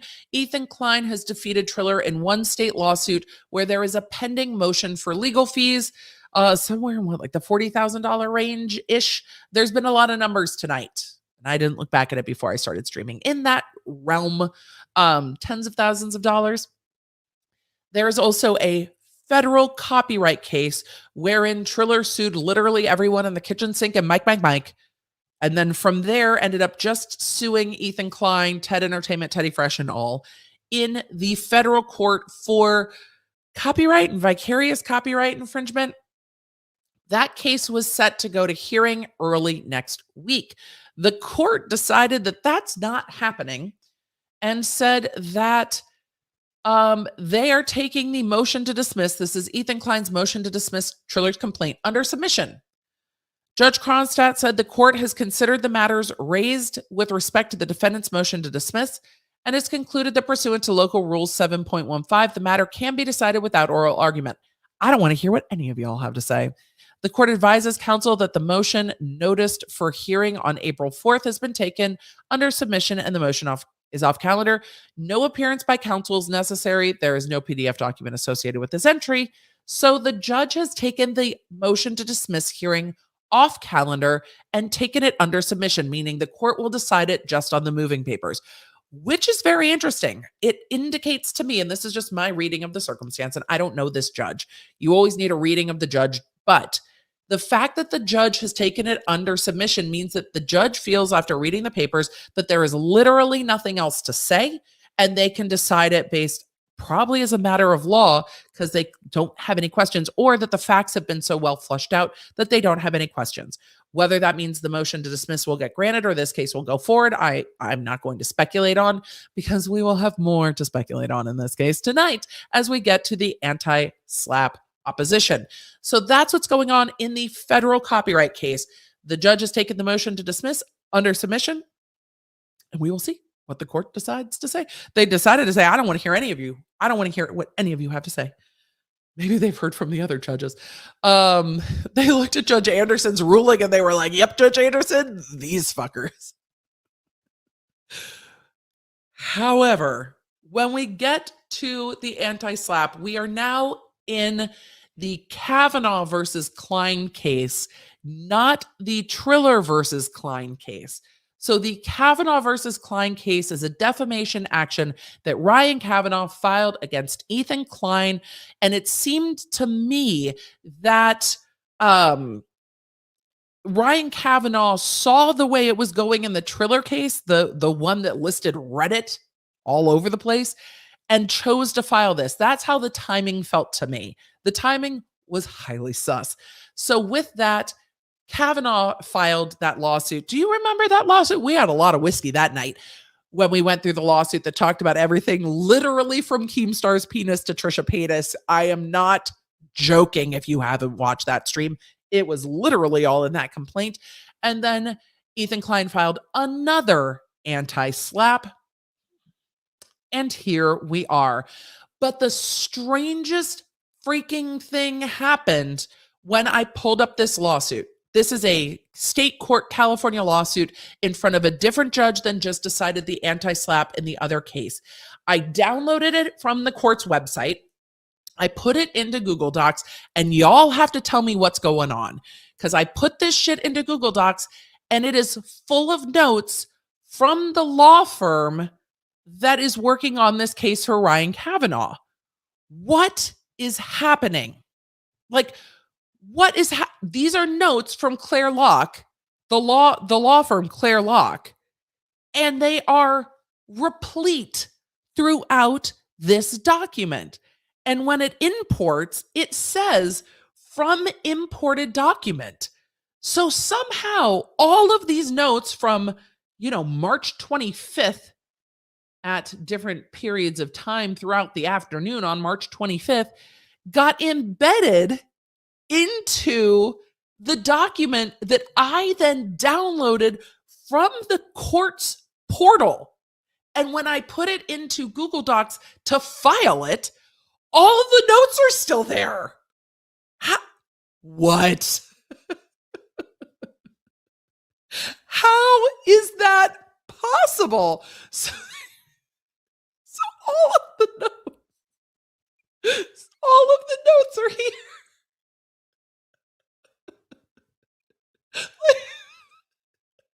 Like throughout the 400 pages, there's different parts that are highlighted.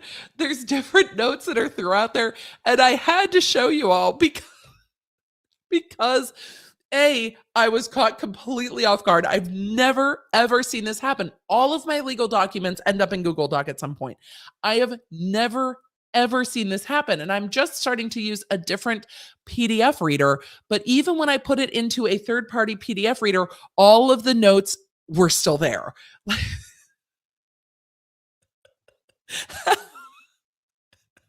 How does this happen? Somebody uploaded the wrong copy to the court. So we're going to take a look for a minute, because who knows when these will start to get deleted. Emily, do you have screenshots? Obviously. I was so curious. So this case, it's just the strangest thing. I'm tempted to go through and start clicking them, but I don't want to. So with this, I had no idea this would happen, that if you didn't upload the right copy and you didn't remove these, that you wouldn't still have them. Like, I'm so confused by this. I don't think this is strategy. It looks like all of this is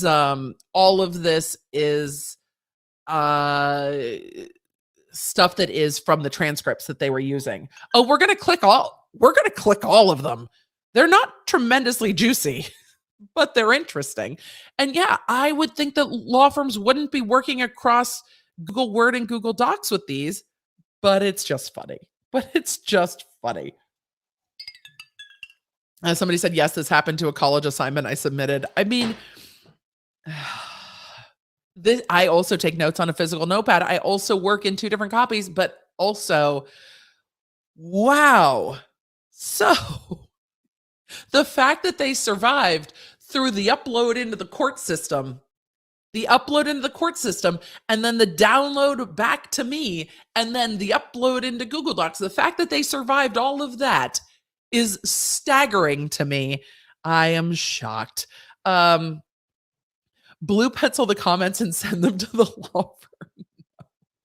I am sure they will figure it out. It's just... Look, we take our laughs where we can get them with the established firm of Novian & Novian and Claire Locke. I'm sure Novian & Novian are glad that it's very clear that these are coming from the other law firm. These are coming from the Pro Hoc Vice law firm in Virginia. Oh, goodness. Okay, so at least we know, well, these are going to be in the motion anyway. These are all coming from the later, here, let me swoop down to where they're coming. Well, no, let's just do this. They're coming from later highlighted and included transcripts, but A lot of them are not correctional. They're transcript. Oh, I'm supposed to make this disclaimer. Okay. So, okay, guys, this is an important disclaimer regarding the Ponzi scheme thing. So everybody listen up. We want to be fair. We want to tell you the whole picture. We want to be as objective as possible. So when it comes to the Ponzi scheme, his partner, ex-partner, who accused him of running a Ponzi scheme in Variety, actually took back the statement. Dan, what? Ethan Klein. But here's the details, okay? Dan, okay. Ethan. So the allegations that his former partner who claims he was running a Ponzi scheme were made under oath. Dan, okay. Ethan, okay. Dan, sounds serious. Ethan, but the ex-partner claims not under oath. Once they settled, he took it back and he said they didn't even mean to file the lawsuit. So once they settled, he, not under oath, said, it was just a joke. Well, I didn't even mean to file the lawsuit under oath. His ex-partner said this guy's running a Ponzi scheme. Oh, darn it. Back to the top. This guy's running a Ponzi scheme. Dan, got it. So to be clear, unidentified male speaker. It's a rewind time. Dan, he was speaking in a courtroom under threat of perjury. Ethan Klein, well, I don't know if it was in court, but I think he signed something under oath implying that he wrote in the lawsuit was true and correct. No, it's alleged. It's stating it. It's stating that it's true and correct. It sure states it when you sign under penalty of perjury. Dan, right. And that the punishment for perjuring yourself, Ethan, it's Dan, under oath is very serious. Ethan, yes. Dan, so we would probably take that seriously, whereas any statement you make while not under oath, Ethan, you can say anything. Dan, you can really say anything you want, except that Ethan Klein is not allowed to say that Ryan Kavanaugh was alleged to have run a Ponzi scheme by his ex-business partner in Variety, because that is why we are all here now. We are all here because you can't just say whatever.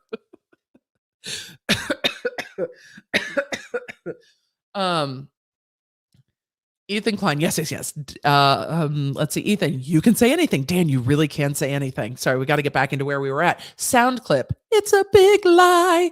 Ethan Klein, so after they settled, right, his ex-partner, not under oath, said he didn't run a Ponzi scheme and I didn't even mean to file a lawsuit, which, by the way, was a huge complaint. They spent a lot of money on. The fact that these are all in the notes is wild to me. Like, why would you even? And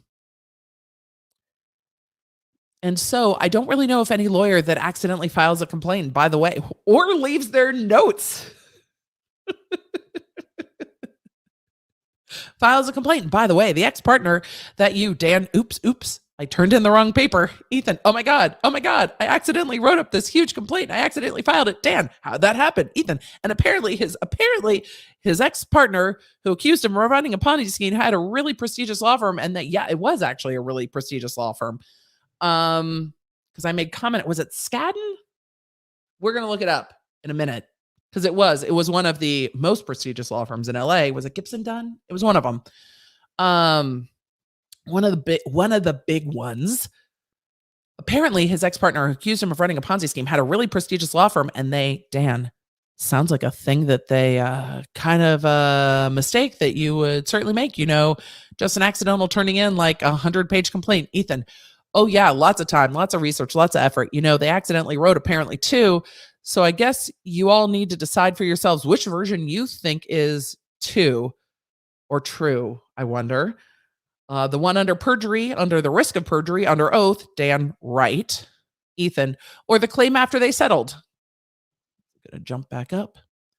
Or well, we didn't mean to file it, just kidding. So that's my disclaimer. Dan, okay. Ethan, okay. Are we clear? Dan, yeah, that was clear. Ethan, all right. Thank you. Dan, all right.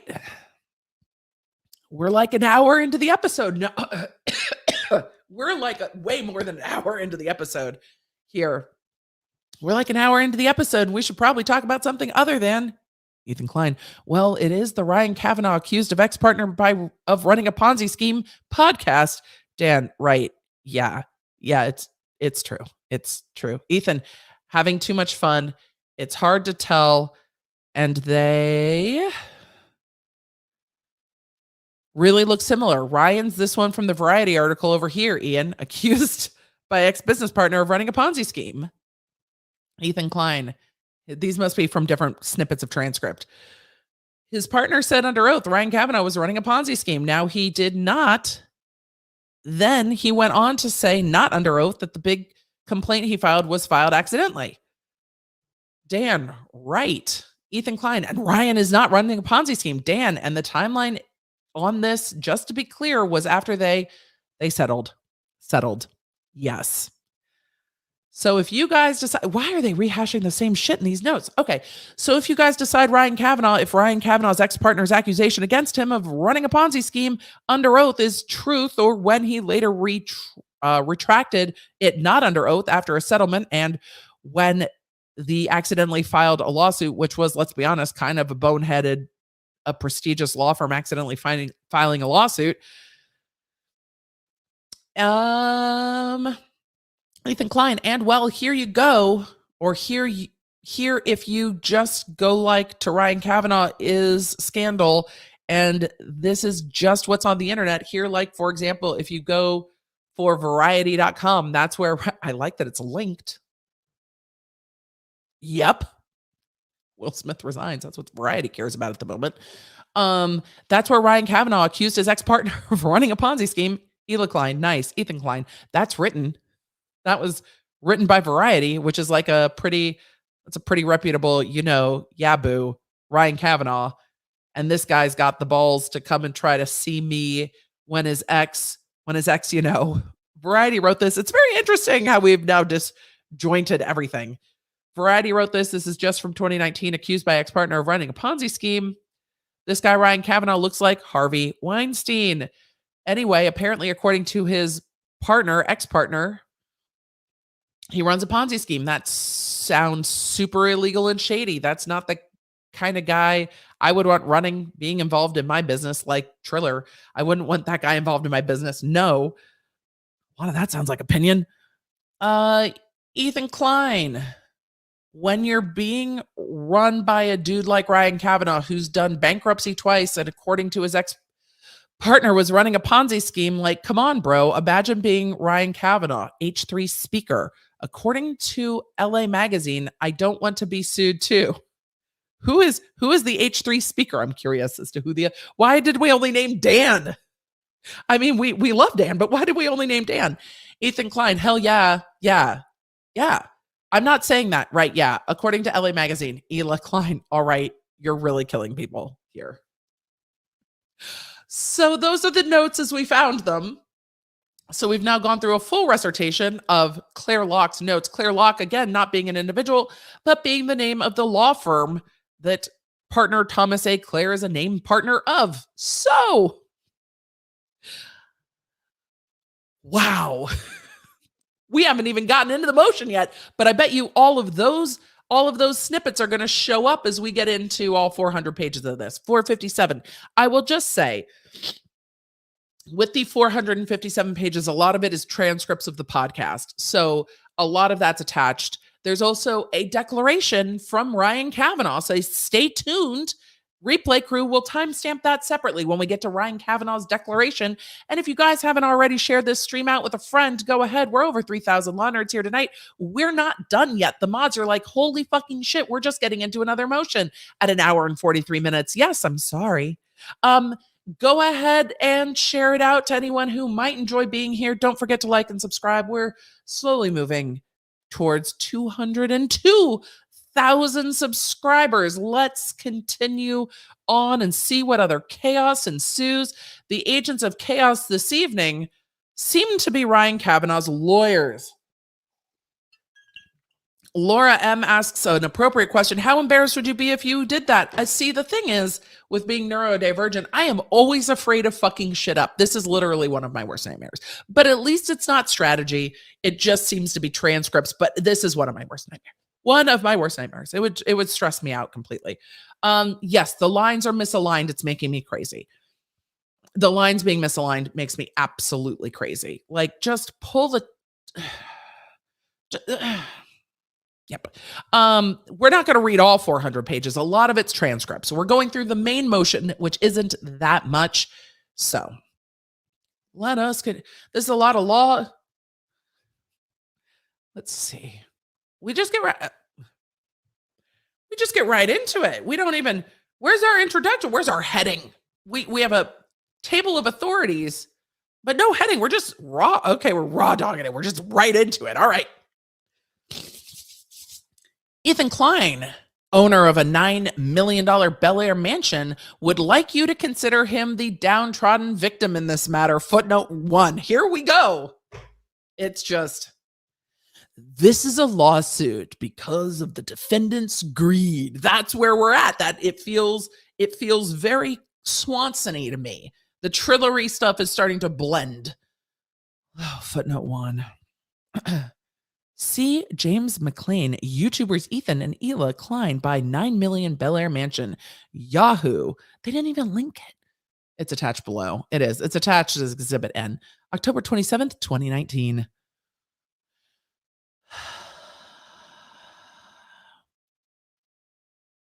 He is not. Klein pays for that mansion by operating a viral YouTube empire premised on attacking and trolling others by creating common enemies. He drives engagement and cashes in on the resultant likes, purchases, and views. When he became upset over a copyright infringement lawsuit filed against him and his company, TED Entertainment Inc., TEI, they inexplicably, why put inexplicably in why put inexplicably in paren? Somebody Google how much Ryan Kavanaugh's house is worth. I'm now indelibly curious and I cannot move on. Like my brain now needs to know. Could you chat? Just let us know. Somebody figure it out. Because now I'm curious.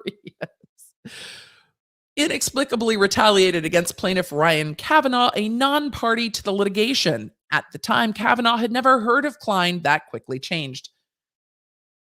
I have to interject because it was proven in the, which motion was it that we were reading? We were reading one of the motions. There's so many lawsuits. It's hard to keep track which lawsuit we were reading it in, but we read the letters with the attorneys where it said essentially, you know, one of the owners of Triller is behind this lawsuit. So you guys are saying his Malibu mansion last sold for $8.1 million. So he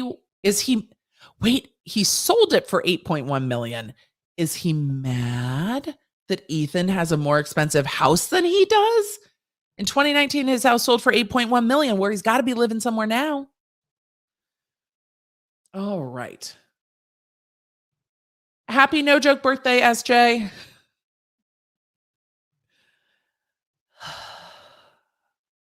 All right. So at the time, Kavanaugh had never heard of Klein. It's like, I don't even know who you are, man. That quickly changed. Launching a spiteful smear campaign, Klein has used his social media and YouTube podcasts, published by TEI, to trumpet the defamatory accusation that Kavanaugh ran a Ponzi scheme. Bruh, no. See, I knew there had to be another mansion, a Palisades mansion worth $25 million. All right, see, there we go. His little house was the $8 million one. That's not ever what was said in all of this. In all of this, it was never said that Ryan Kavanaugh ran a Ponzi scheme. It was said that he was accused of running a Ponzi scheme. That difference actually legally matters. And it's not false that he was accused of it, but okay. I will stop yelling about that because otherwise I would keep yelling about that. Spiteful spear campaign. Where else did we go? Defendants knew this accusation was false, yet they proceeded with reckless abandon, publishing it to their millions of followers and a global internet audience. This prolonged campaign of vilification had its desired effect, causing Kavanaugh substantial distress and irreparable harm to his reputation. But you didn't actually plead harm in the complaint, so maybe, just maybe, put it in the complaint. That's why Kavanaugh initiated this action, not, in fact, because he was losing the other one, not to catch defendants in his crosshairs, but Defendant's motion number 1. I appreciate that. I appreciate the pointing out what defendant said. That's fair game. But to set the record straight and remedy the significant damage done by the defendant's months-long defamatory crusade. But the damages aren't clear in the complaint. At this juncture, defendant's special motion to strike, the slap motion, should be denied for 2 independent reasons. What would those be? First, defendants have failed to meet their burden to show that the anti-slap statute applies in situations such as this, where defendants were engaged in a personal vendetta, not protected activity. Interesting reframe. They were not, in fact, speaking on being sued on a public platform like YouTube. They were engaged in a private personal vendetta against Ryan Kavanaugh. Therefore, they can't meet the first prong of the slap statute. By the way, for those of you that are new here, slap is not what happened to Chris Rock. It is strategic litigation against public participation and governs lawsuits that are used to try to silence people from engaging in protected activity like free speech, where they are speaking about a matter of public interest on a public platform. So it's meant to stop lawsuits that are trying to bully people into silence. So that's the slap lawsuit is the strategic lawsuit. The anti-slap statute allows for this special motion to strike. The special motion to strike comes early on in the litigation. It is brought to end the lawsuit, to terminate the lawsuit, hi Fred, in its entirety. Because if you win your slap motion or your anti-slap motion, your special motion to strike, if you win that motion, if you win that motion, the lawsuit is dismissed with prejudice. You can't bring it again, and the party who wins gets attorney's fees. So, with that, if Ethan wins this one like he won the other one, this lawsuit's done. It cannot be brought again. It cuts off discovery before the lawsuit even gets going. Lawsuits filed, anti-slap. If the anti-slap loses and the lawsuit continues, you go on to motions to dismiss or answers and then discovery and other procedures. So this is a special section that governs this. California's is very strong. So Fred is like, I'm here now and we should be done streaming. I love how I've been streaming for like 2 hours. He's like, we streamed for 2 hours, right? We're almost done, right? Wrong, Fred. We are just getting a second wave. Second, Kavanaugh has demonstrated that his claims are likely to succeed on the merits. Oh, he has he? We are not there yet. Will demonstrate? Curious. Has demonstrated that his claims are likely to succeed on the merits. He not only states a prima facie case for defamation and defamation by implication, but defendants also have failed to meet their burden to prove as a matter of law entitlement to any of the defenses they have asserted. Relevant background, factual overview. I would love to see their version of the facts. Let's get into it. Ethan Klein is a social media celebrity who hosts YouTube podcasts published by TEI, in which he crudely mocks popular internet trends and social media personalities. In June 2021, Klein turned his wrath towards plaintiff Kavanaugh, a film and television producer, entertainment executive, and entrepreneur whose company Proxima Media owns a stake in a short-form video app, Triller.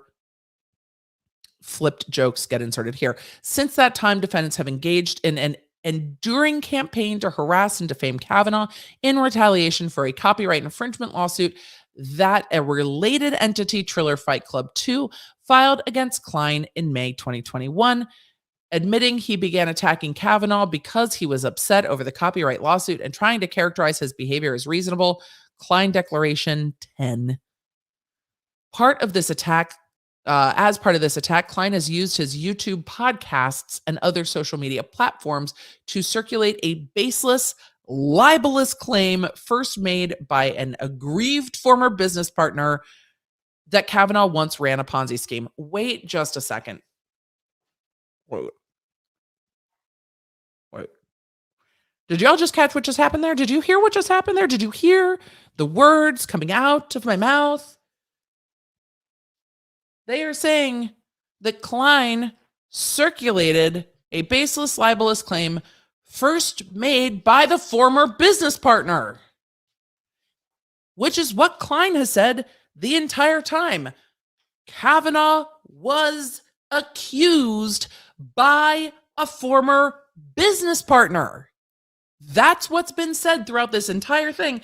And in their motion, they're saying the former business partner accused us of running a Ponzi scheme. They just said the former business partner accused them of running a Ponzi scheme. Fred, the fuckery. The fuckery that's happening right now, Fred. Fredlet, don't be cute just because I've called you out. You can't knock everything off my desk while I'm streaming. You can sit over here where there's no things for you to knock. Y'all. So Klein says former business partner accuses Ryan Kavanaugh of running a Ponzi scheme. And then Kavanaugh says the former business partner accused me of running a Ponzi scheme. And there's a footnote. Yes, we need to go to Code Fred. I agree. We don't have a bumper for Code Fred. Fred, you're getting your own code. I haven't programmed it into the thing yet, but we're doing it. We're getting a Code Fred. Hold on. Let us go to Code Fred because seriously, he is now pulling my microphone. Nonsense is going to happen. Nonsense is going to happen here with Fred. Fred, there you go. You got your own Code Fred. We are now fully orange, buddy. Code Fred. We might end up at Code Red in a little bit. Stop it. So we're not even 2 pages in, and I'm loving that they say the claim was first made by the business partner. Great. We all agree that the business partner said it first. Missy is pointing out that I have alcohol cheeks. Yes, I flush very badly, which is why we're having 1 cup. Let us see. 3. CEG plaintiffs exhibits all of these. And does Ryan Kavanaugh look like HarveyWeinstein.com? I don't know how does Ryan Kavanaugh look like Harvey Weinstein. Oh, it's on there. I guess that's how it's relevant. Moving to this side of the desk.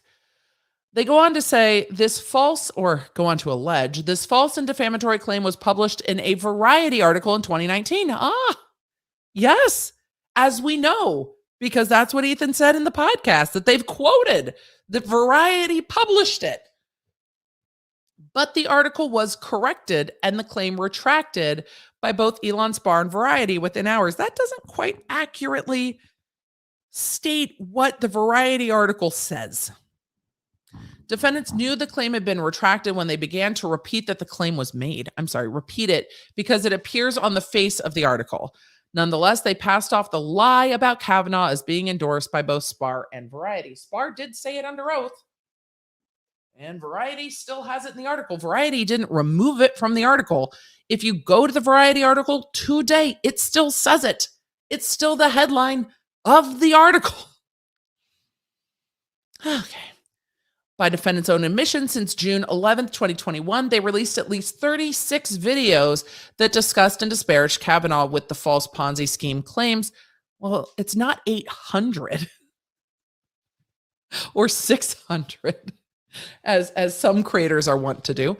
Throughout this time, defendants knew those statements about Kavanaugh were lies because, 1, Variety corrected the original story just hours after it was published to unambiguously retract the false allegation that Kavanaugh was accused of running a Ponzi scheme.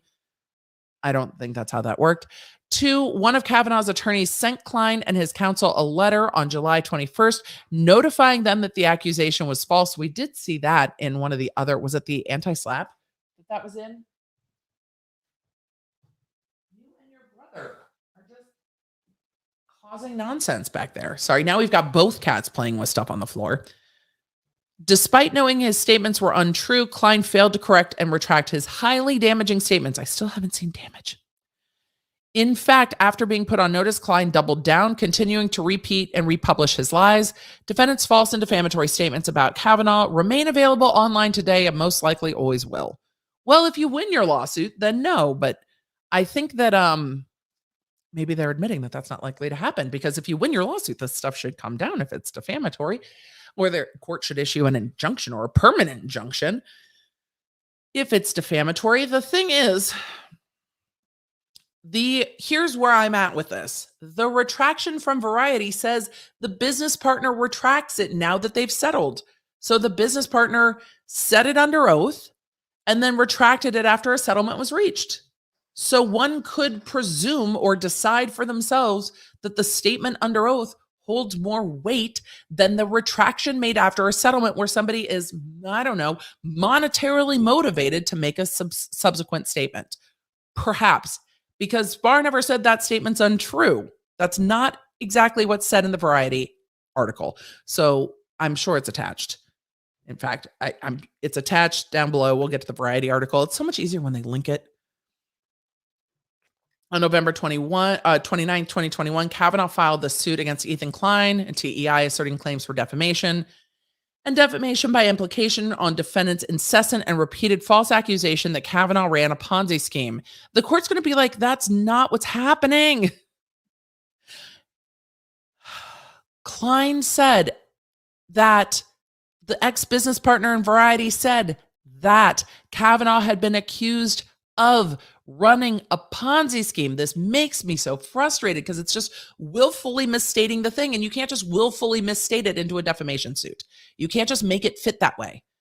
On January 24th, defendants filed an answer which consisted of general denial of each and every allegation in the complaint. And on February 25th, defendants filed the instant special motion to strike. 5 months earlier, on July 19th, Triller Inc. initiated a civil lawsuit against TEI, Klein, and others.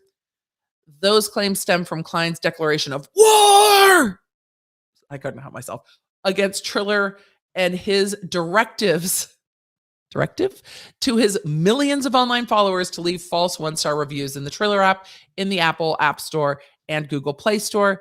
The Triller complaint asserts claims for intentional and negligent interference. On January 12th, Judge Zirkin designated this lawsuit as related to the Triller lawsuit without awaiting response from either plaintiff. They are related by fact. On the same day, Judge Zirkin granted defendants special motion to strike in the Triller lawsuit. Subsequently, both cases were reassigned to this court.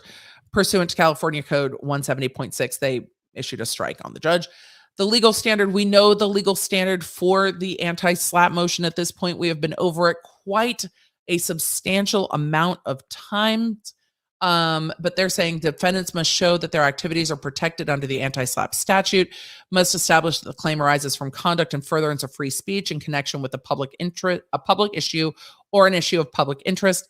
I think that we're there. If the defendant makes this showing, the inquiry proceeds to the second step, where plaintiffs have the burden of establishing a probability of prevailing on their claims. I would love to see that. That's the part I would like. Defendant's motion fails both steps. Defendants were engaging in a personal vendetta, not protected activity.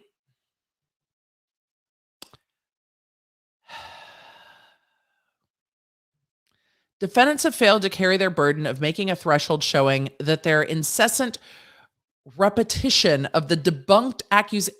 It wasn't debunked. It was retracted after. It was badly retracted after settlement. Defendants have failed to carry their burden of making a threshold showing that their incessant repetition of a debunked accusation that Kavanaugh ran a Ponzi scheme is a protected activity under California's anti-SLAPP statute. Only acts made in connection with an issue of public interest are protected by the anti-SLAPP statute.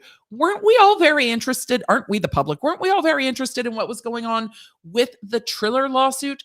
The Triller lawsuit sparked a flurry of online activity. They sued everyone, including Mike. They sued all the people and then used that lawsuit to try to leverage people into settling for, like, tell us you pirated it. Everyone was interested in that fight. People were interested in the conversation around that fight. The fight was absolutely a matter of public interest. Kavanaugh got into it when they sued Ethan Klein like twice in relation to that under Triller, because his lawyers, where it's alleged in the lawsuits that his lawyers told Klein's lawyers that he was the one behind the proceeding of that lawsuit. So absolutely, I think this is absolutely a matter of public interest. We're the public, we're interested. We've granted our motion for public interest. Communications about private controversies are not entitled to special protection against liability for defamation. Interestingly, this argument has come up in the Amber Heard Johnny Depp conversation, where whether or not there was violence in that relationship being a matter of private interest, not a matter of public interest. But litigation between two individuals who have never met and don't know each other over a very public event that was everywhere, I don't think is going to fall under a private controversy. It's not like two neighbors fighting over a tree. The public is interested. Defendant's statement do not concern a matter of public interest. I'm not with you on that. Rather, they were made solely in connection with an intense campaign of vilification. Okay. Defendants launched against Kavanaugh out of spite. I mean, I definitely think they were annoyed, but I don't think it's what you say it is. I don't think the court's going to be on this side. However, the California Supreme Court recently confirmed it's not enough that the statement referred to a subject of widespread public interest. Kavanaugh is a public figure. Klein is a public figure. This is a public matter. The fight was a public matter. The lawsuit's a public matter. Denying an anti-SLAPP motion because the statements lacked the requisite closeness to the purported matter of public interest. Public issues are used in the anti-SLAPP statute does not equate with any controversy of interest to the public. For example, a divorce action between the scion of one of America's wealthier industrial families and his Palm Beach society wife may have piqued the public's interest, but was not a public controversy. This is not a marriage. Bernstein versus LaBeouf. Private dispute between a bartender and a well-known actor was not a matter of public interest simply because the dispute was widely publicized.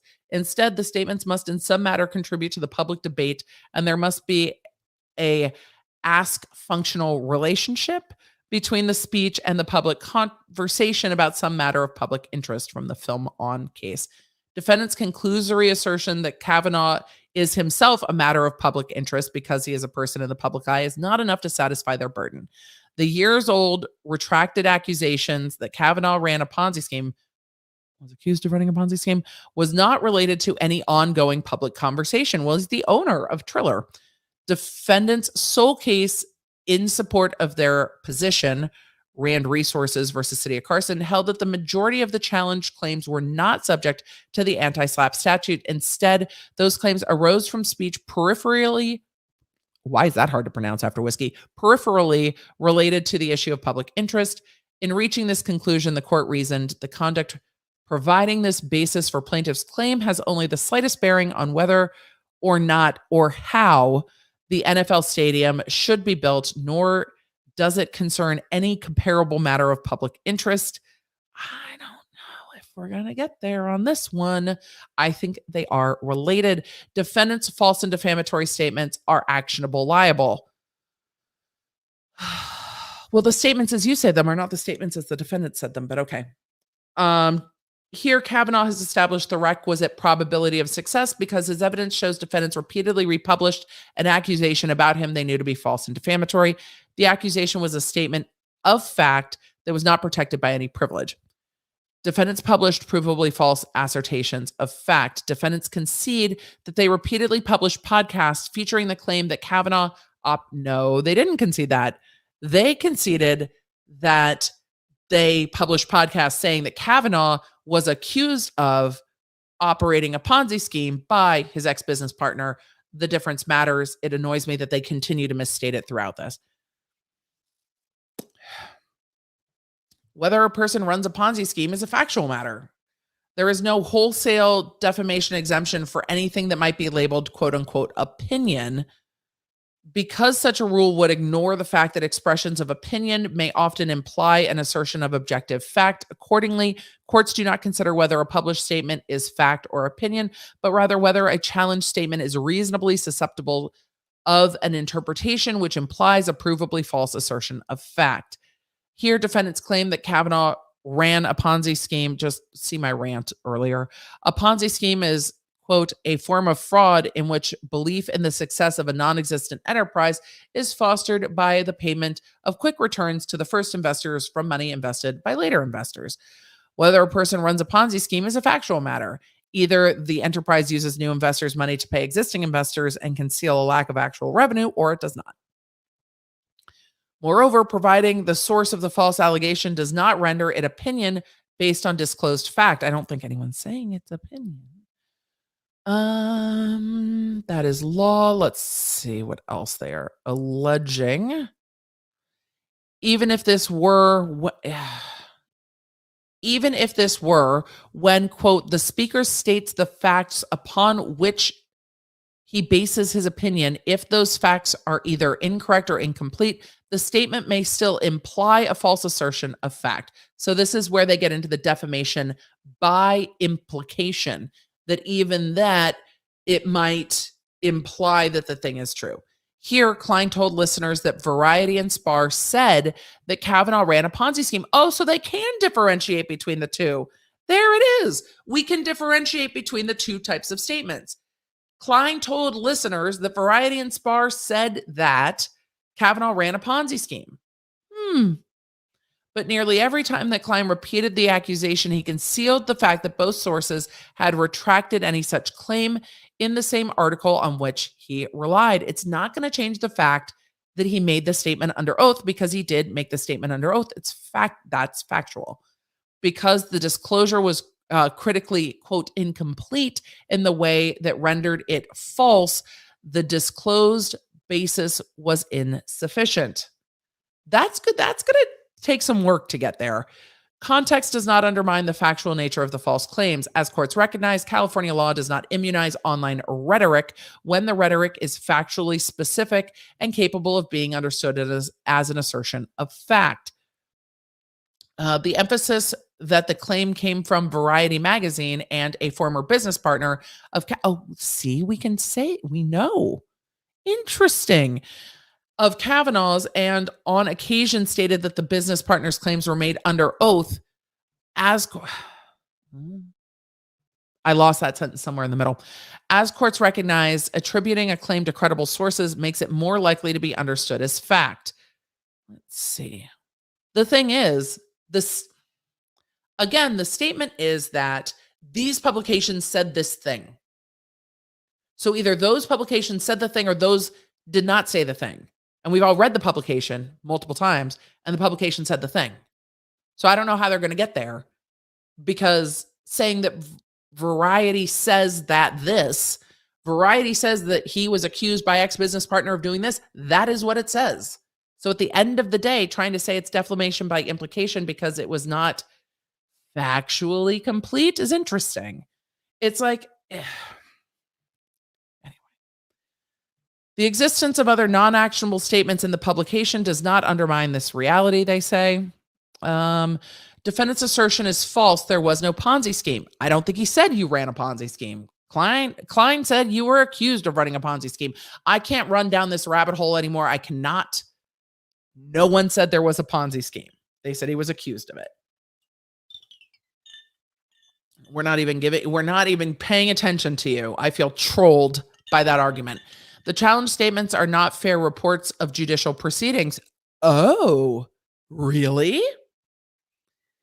It is defendant's burden to prove that the podcast and other publications qualify for the privilege found in California Code of Civil Procedure 47D as a matter of law, and they have not done so.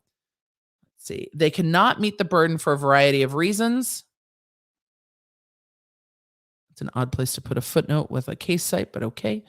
Including that A, there was no judicial proceeding on which to report. B, if there was, defendants failed to mention it in many statement. C, regardless, defendants cannot invoke the privilege because their podcast, tweets, and other online activity are not, quote, public journals.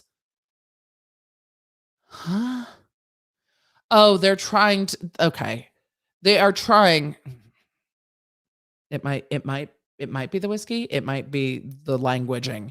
They're trying to argue, because when you report on judicial proceedings, if you accurately report what the judicial proceeding said, even if what was said in the judicial proceeding is not true or is defamatory, you are protected because you're reporting, like, in this court document, it said this. That's what they're alleging. Allegations and shade, that's what they said. So they're trying to end out that defense by saying this was not a judicial proceeding. It was a filed lawsuit. Well, technically, no. I should say it was put into the court's system, but not technically file stamped, because then they settled the matter. It was a submitted lawsuit that sat in the strange purgatory of where the reporters get it before the court officially files it. So they're saying that there is no judicial proceeding on which to report, and California's fair reporting privilege applies to reports of a judicial proceeding or anything said in the course thereof. Wouldn't a complaint be anything said in the course thereof, filing a complaint? But its plain text requires a judicial proceeding within the meaning of the statute. Many states do not consider an unadjudicated complaint to qualify for the privilege because there is no judicial action and because there is a risk that someone could file a lawsuit and quickly dismiss, thereby creating a pretext for disseminating defamatory allegations with impunity. They say California, however, extends the privilege to filed civil complaints because a lawsuit from beginning to end is in the nature of a judicial proceeding, the filing of a complaint being the first step therein, and that the subsequent pleading are successive steps therein. Thus, the filing of the pleading is a public and official act in the course of judicial proceedings. In this case, Spahr never filed a lawsuit against Kavanaugh. Well, he started to. It got interrupted in the middle, so defining filed is going to be very interesting. Hold on, we need to pull up, just for visual effect. Variety.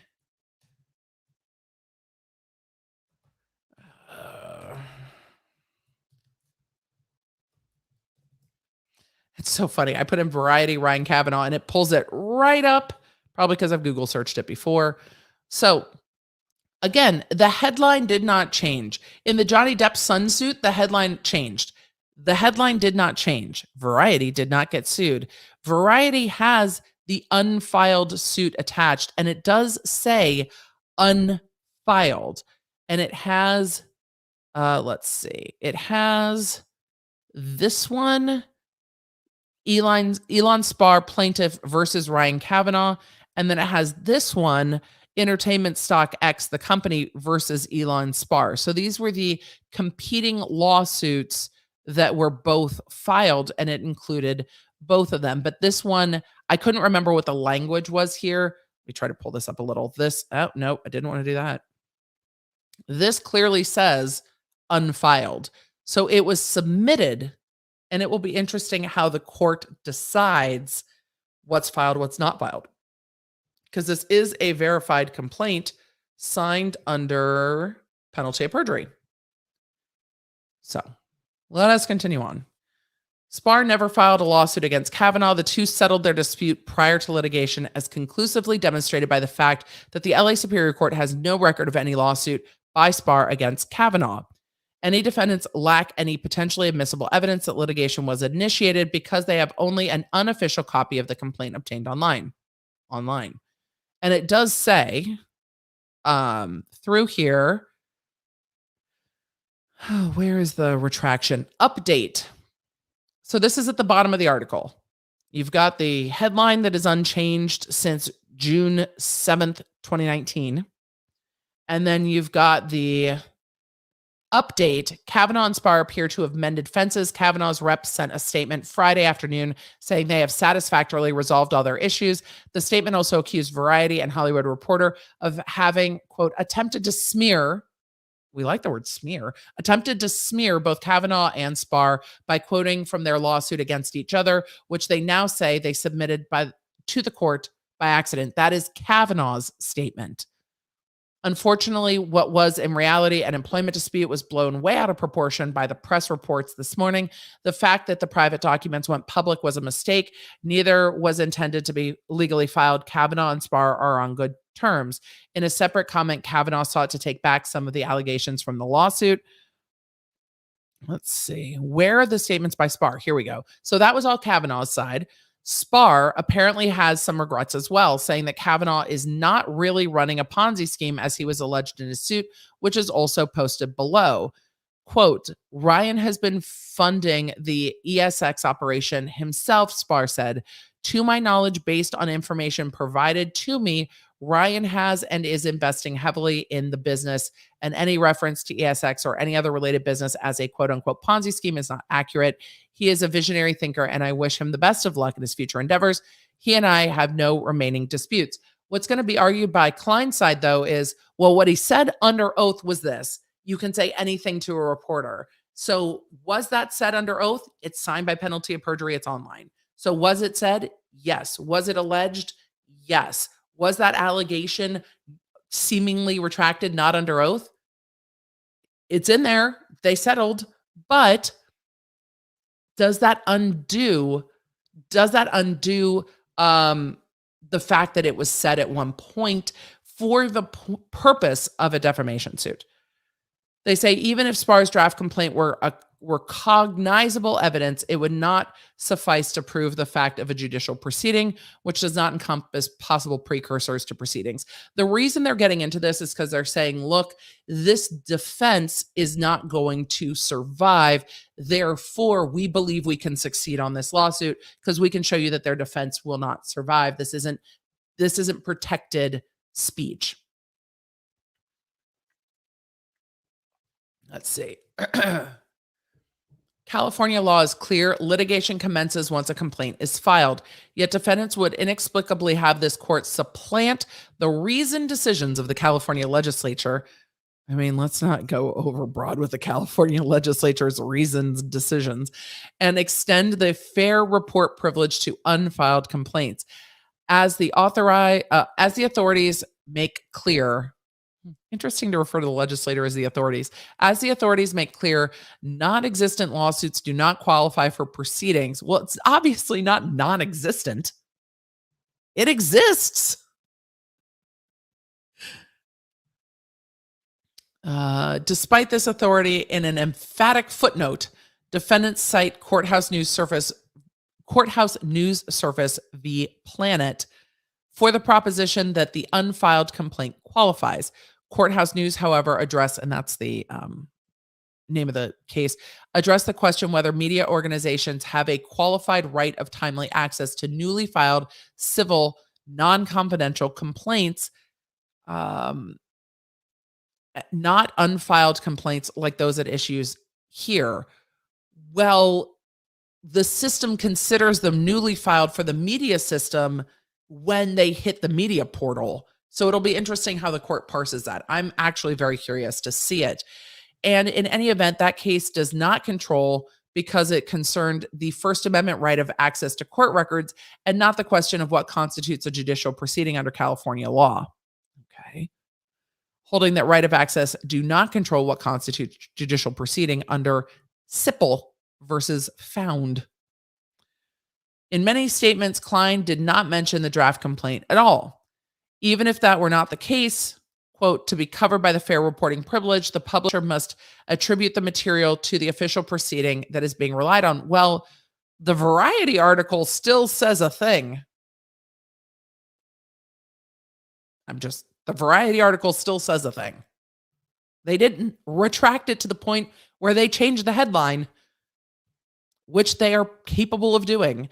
When a publication nowhere purports to be a report of any public official proceeding or of anything said in the course thereof, that deficiency destroys the asserted privilege, they say.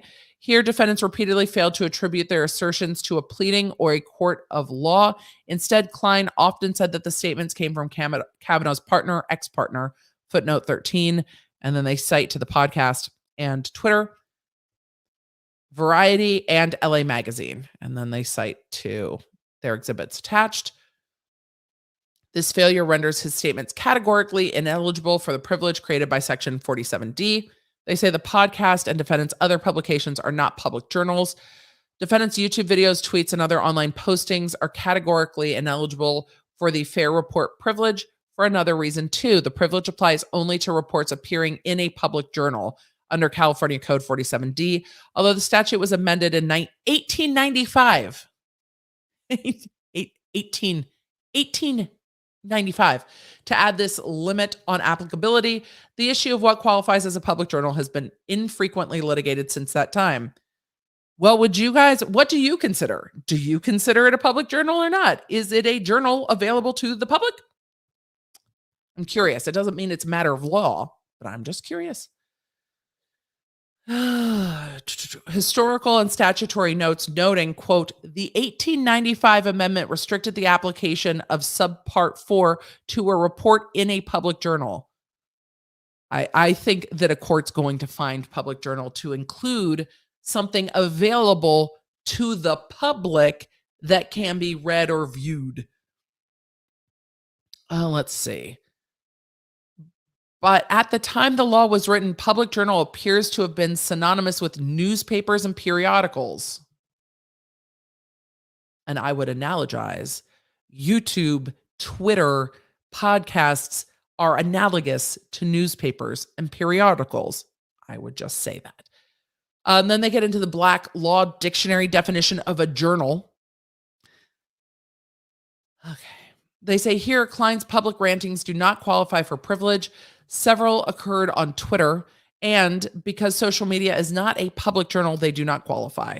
I don't know if the court's going to agree with that assertion. I don't know.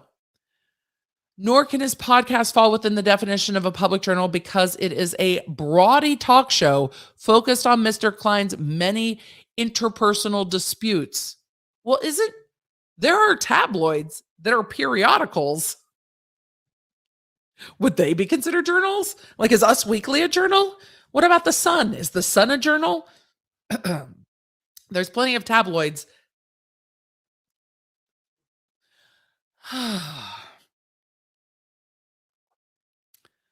So Mr. Klein's many interpersonal disputes more akin to a reality TV than a newspaper or periodical.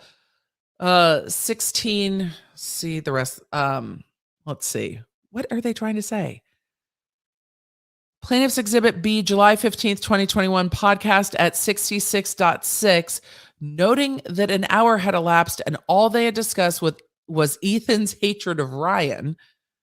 Exhibit A, July 30th, episode 63:16 through 64:13. Klein asks his wife and co-host, Ela, Rice Gum is still talking shit about you, Ela, and they proceed to discuss it. Okay. The evidence of actual malice is overwhelming.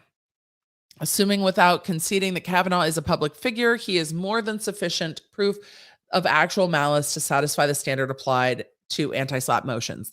So this is the arguendo. Even if the court doesn't find above, then we're going to continue. The actual malice standard requires a showing that the defendant published a false or defamatory statement with knowledge that it was false or with reckless disregard for whether it was false or not. And this, again, is where I come down on the side that it's not false that Variety said that, because they did say that. That's where I see it. That's how my logic goes through this. It's not false that Variety said that, because they did in fact say that. That's where I'm at. So they're saying to constitute reckless disregard, the defendant must have published a false statement with a high degree of awareness of its probable falsity or entertain serious doubts to the truth of the publication. And again, I think the best example of this we have is when we look at like the Tasha K. Cardi B case. And with the Tasha K. Cardi B case, you have Cardi B saying, or Tasha K. saying essentially in the court record, I knew that shit was false, but you're going to have to pay me if you want me to stop saying it, as outlined in the court document for the permanent injunction.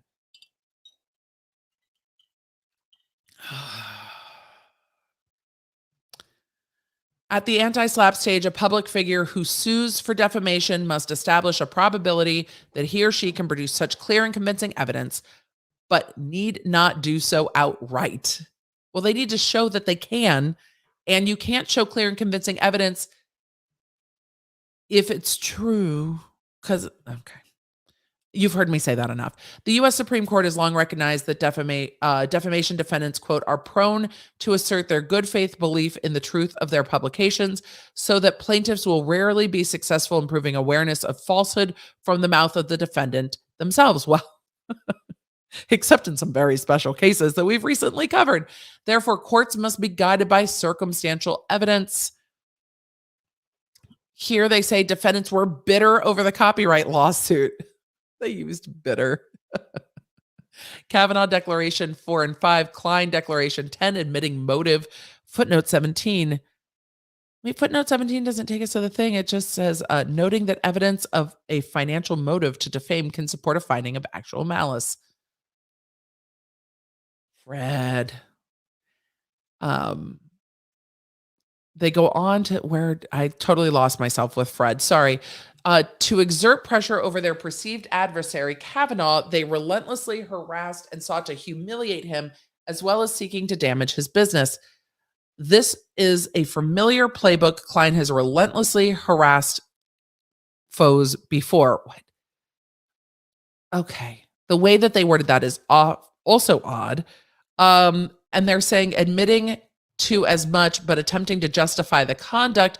This gets into the Trisha Paytas and Keemstar stuff that's in the complaint, and they address it a little bit in the slap motion, saying that some of these were bits and comedy is protected in a different way.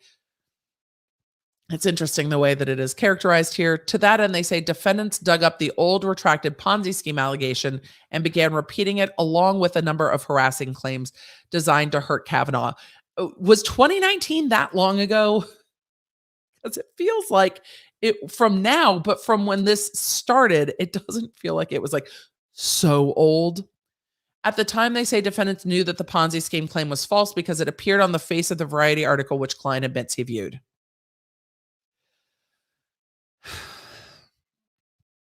That correction, they don't say correction.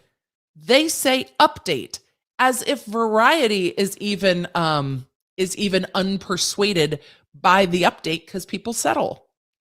People settling doesn't take back the initial allegation. That correction consisted of more than a bare denial. Sparks claimed that Ryan has been funding the ESX operation himself. To his knowledge, based on information provided to him, Ryan has and is investing heavily in this business, and any references to ESX or any related business as a Ponzi scheme is not accurate. Fred, the level of fuckery going on right now. Fred, come here. Come here, buddy. I know. You're trying to knock everything off my desk, but you're going to have to go to the side of my desk. Flying Fred. Where you can't knock anything over. Let's see. He's not persuaded at all. Fred is not having my shit right now. They say that defendants also knew that the complaint had never been filed. From the face of the complaint, it said unfiled on every page. Just take it. Just take it. We've given in. We've given in to spoil our Fred. They go on to say, despite this, the record contains no evidence that Klein contacted Kavanaugh or Spar, two obvious sources of information, to ascertain the truth of the allegations before publishing them ad nauseum on his podcast, social media accounts, and elsewhere online. Why would he? Footnote 21. Inaction, i.e. failure to investigate, which was a product of a deliberate decision not to acquire knowledge of the facts that might confirm the probable falsity of the subject charges, will support a finding of actual malice. I'm not surprised he didn't contact Kavanaugh, especially after Kavanaugh's DM to him that's included in other court filings. The slap motion, I believe. Not only did defendants actively avoid obtaining any such information that would have undermined their false claim, but they repeatedly concealed the article's retractions from viewers. The article is on the internet. Defendants' continued republication of the false claims and failure to correct the record shows that they never sought to publish the truth in the first place. This is additional evidence of actual malice. We'll see what the court thinks of that. I don't think the court's going to get to actual malice because I think the court's going to stop at the beginning. Taken together, this evidence paints a compelling picture of a spiteful litigant awareness of a spiteful litigant with a loud bully pulpit who is out for revenge and, in pursuit of that goal, intentionally lied about the retracted Ponzi scheme claim, or at a minimum, recklessly disregarded very really signs that the claim was false. It's interesting because I don't know if they mean to be funny, but this evidence paints a compelling picture of a spiteful litigant with a loud bully pulpit who is out for revenge and, in pursuit of that goal, intentionally lied about the retracted Ponzi scheme claim, or at a minimum, recklessly disregarded very really signs that that claim was false. I think the spiteful litigant with a loud bully pulpit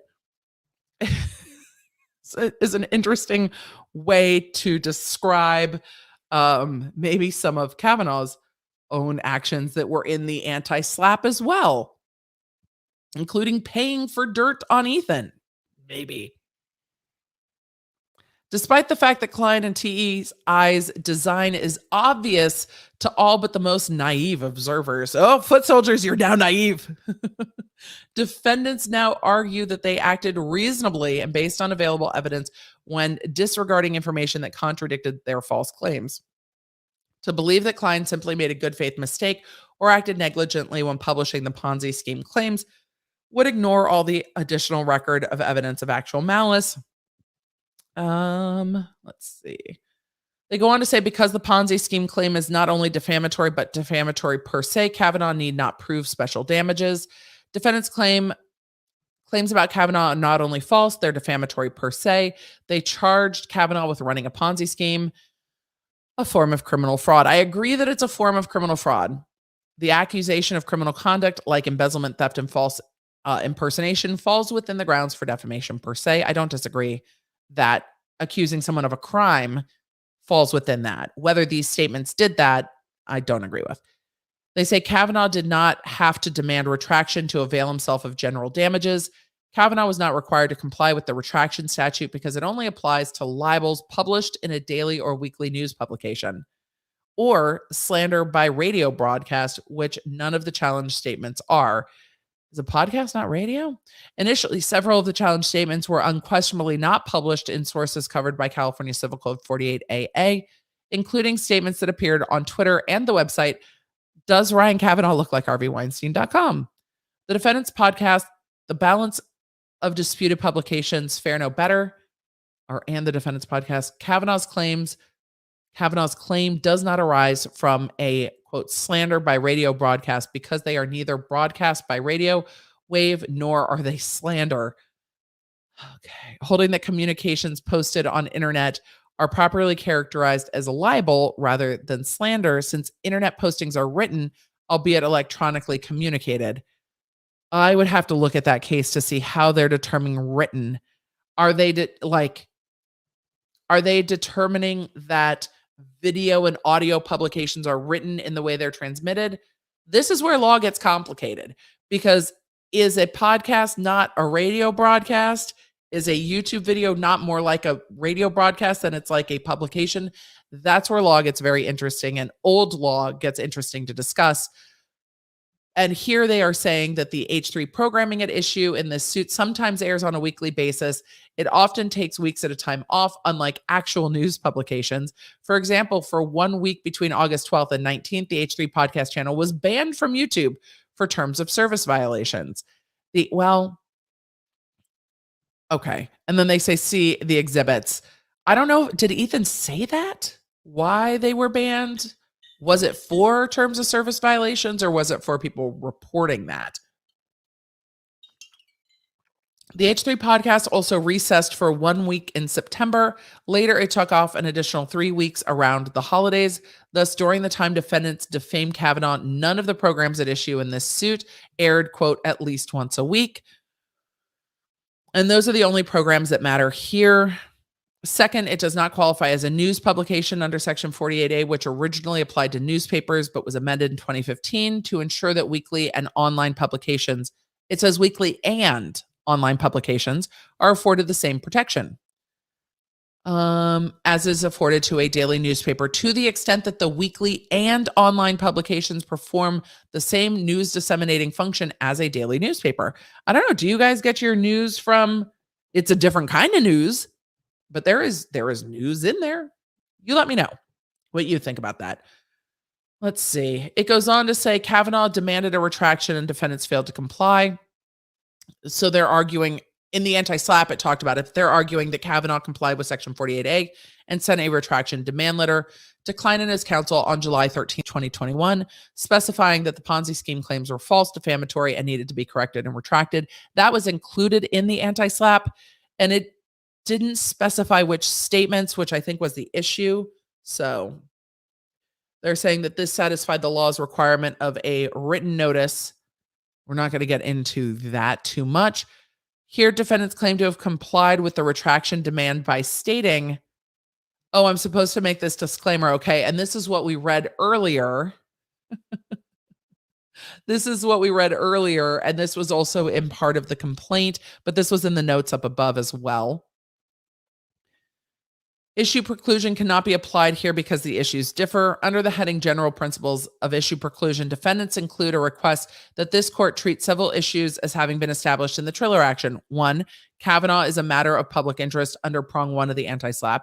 2, YouTube and Reddit are public forums under prong 1 of the anti-SLAPP. I think that's a given. 3, defendants were not legally liable for inciting viewers and leaving negative reviews of the Triller app. I mean, I don't think that applies too much here, but it was decided in the other action. 4, the negative reviews were not caused by defendants, nor did they result in damages. I think the first two matter the most. Whether Kavanaugh is a matter of public interest under prong 1 or not, I think matters the most. Let's see. As to the first issue, defendants identified Judge Zirkin did not decide whether Klein's specific statements that Kavanaugh ran a Ponzi scheme or was alleged to were made in connection with a public issue. Rather, the issue litigated in Triller's unfair competition case as to whether Klein's directives to his followers to leave false one-star reviews for the Triller app were made in connection with a public issue. Judge Zirkin's public interest conclusion was based on the statements at issue in that case, which related to a larger commentary of Triller's app. Oh, there were also statements about Klein in there, which has millions of downloads. That is not the case here. We're not going to get to issues 3 and 4 because I already told you what I thought about them. Conclusion: at this juncture in the proceedings, Kavanaugh is not required to prove the specified claim. He need only convince the court that the claim has a minimal merit, and he has done so. That reality, combined with defendants' failure to prove their affirmative defenses, means the special motion to strike should be denied, and Kavanaugh should be designated the prevailing party entitled to fees. From their attorneys, signed March 25th, filed, I think, on the 30th. Oh, the 28th. My bad. Declaration of Ryan Kavanaugh. This is apparently set for hearing May 10th. That'll be fascinating. Declaration of Ryan Kavanaugh. My name is Ryan Kavanaugh. I'm a plaintiff in the above captioned litigation. I submit this declaration in support of the opposition. I am a film and television producer. We needed to finish the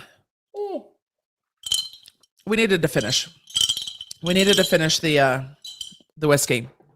I'm a film and television producer, entertainment executive, and entrepreneur. An entity with which I am affiliated, Proxima Media, LLC, owns an interest in Triller, as well as a number of other ventures. Triller owns and operates a short-form video app that is only sometimes flipped, and is affiliated with the pay-per-view fight streaming service Triller Fight Club 2, LLC, sometimes called Triller Fight Club, LLC, in its own legal filings. Around 2018, I, with Proxima, formed and funded the Entertainment Stock X LLC, an exchange that would allow the public to invest in movies. I think that ended. I had one additional investor partner, Michael Lambert. A man named Elon Spar was hired to serve as CEO of ESX. In June 2021, defendant Ethan Klein and his company, defendant TED Entertainment Inc., began a defamatory smear campaign against me, in which Klein told his millions of followers and a global internet audience the false accusation that around 2019 I ran Proxima and or ESX as a Ponzi scheme. Have you ever heard the word ESX come out of Ethan's mouth? Let me know where that is. Because again, The statement was, you were accused of it.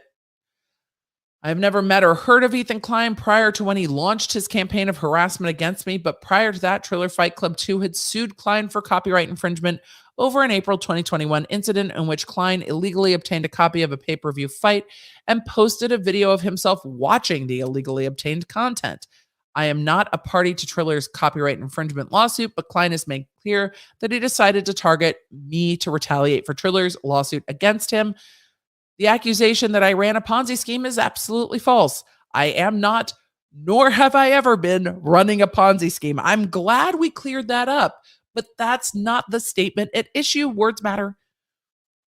Mr. Klein's false claims relate to a dispute I had with Elon Spar several years ago. After working on the ESX venture for about a year, Spar left the company, and a dispute arose over the terms of his separation. In connection with that dispute, both parties engaged lawyers who drafted complaints asserting claims against the other. Spar's complaint falsely alleged that I ran Proxima and ESX as a Ponzi scheme.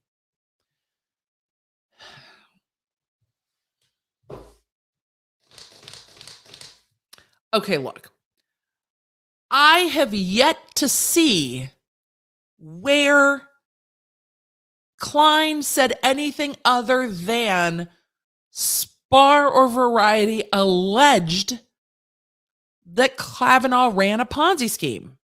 And Kavanaugh's freaking declaration says Spar alleged that I ran a Ponzi scheme. Spar's complaint alleged that I ran a Ponzi scheme. They're saying it's a false allegation. Then sue him or sue Variety.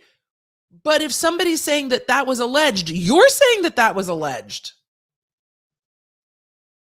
It's in the declaration that it was, in fact, alleged. Okay. In reality, Michael Lambert and I fully funded Proxima, which funded ESX, and eventually purchased Lambert's interest in Proxima using my own capital. On July 9th, 2019, I executed a sworn declaration to this effect. It is attached as Exhibit P. My dispute with Spar concluded in a pre-litigation settlement. I've never been involved in litigation against Mr. Spar. Because you settled the litigation. Because it's here. Actually, this is Entertainment Stock X that he owned suing Spar, and Spar suing him in the not commenced litigation. I understand that the LA Superior Court Clerk's Office obtained a copy of Mr. Spar's unfiled complaint. Did they go look for it? Oh, wait, I wanted to see the law firm. Sidley Austin. Did I say Sidley is one of them? I don't know if I did. Did the LA Superior Court clerk go out looking for it? I also understand that Variety obtained a copy of Spar's unfiled complaint and published it on or about June 7th, 2019. Sure did. Within hours, Variety corrected its article. It says updated. To include a statement from Spar unambiguously disavowing the untrue assertion that I ran a Ponzi scheme. The allegation was still made. A true and correct copy of that article made on March 25th, 2022, as it has appeared since that correction update, is attached as Exhibit M, but we've already seen it. Defendant's defamatory conduct has caused irreparable harm to me personally and my reputation, and it has damaged me in my profession and trade.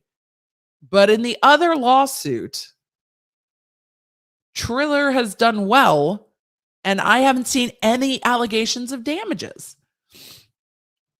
Defendant's defamatory statements have come to dominate my online presence and probably always will. For example, defendant's defamatory website, does Ryan Kavanaugh look like Harvey Weinstein?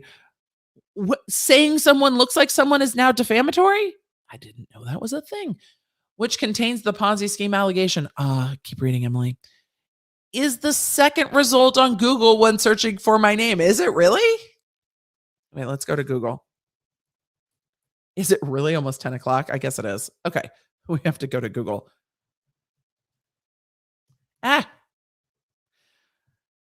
Look, it doesn't come up on the suggesteds. American Financier.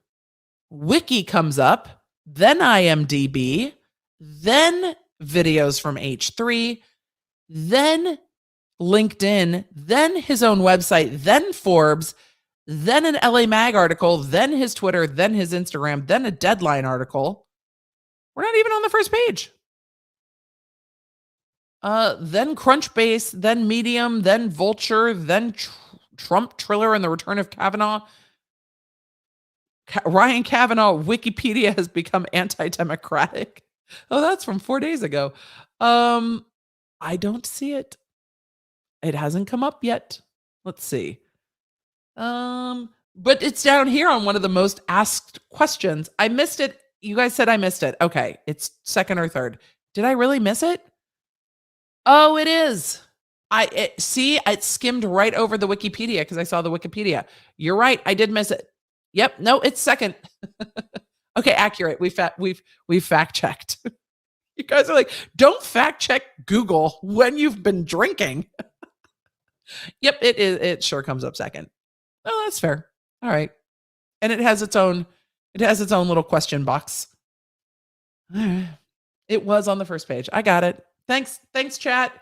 Keeping it real. You're like, no, we saw it. It was number 2. I didn't intentionally miss it. It was just here. All right.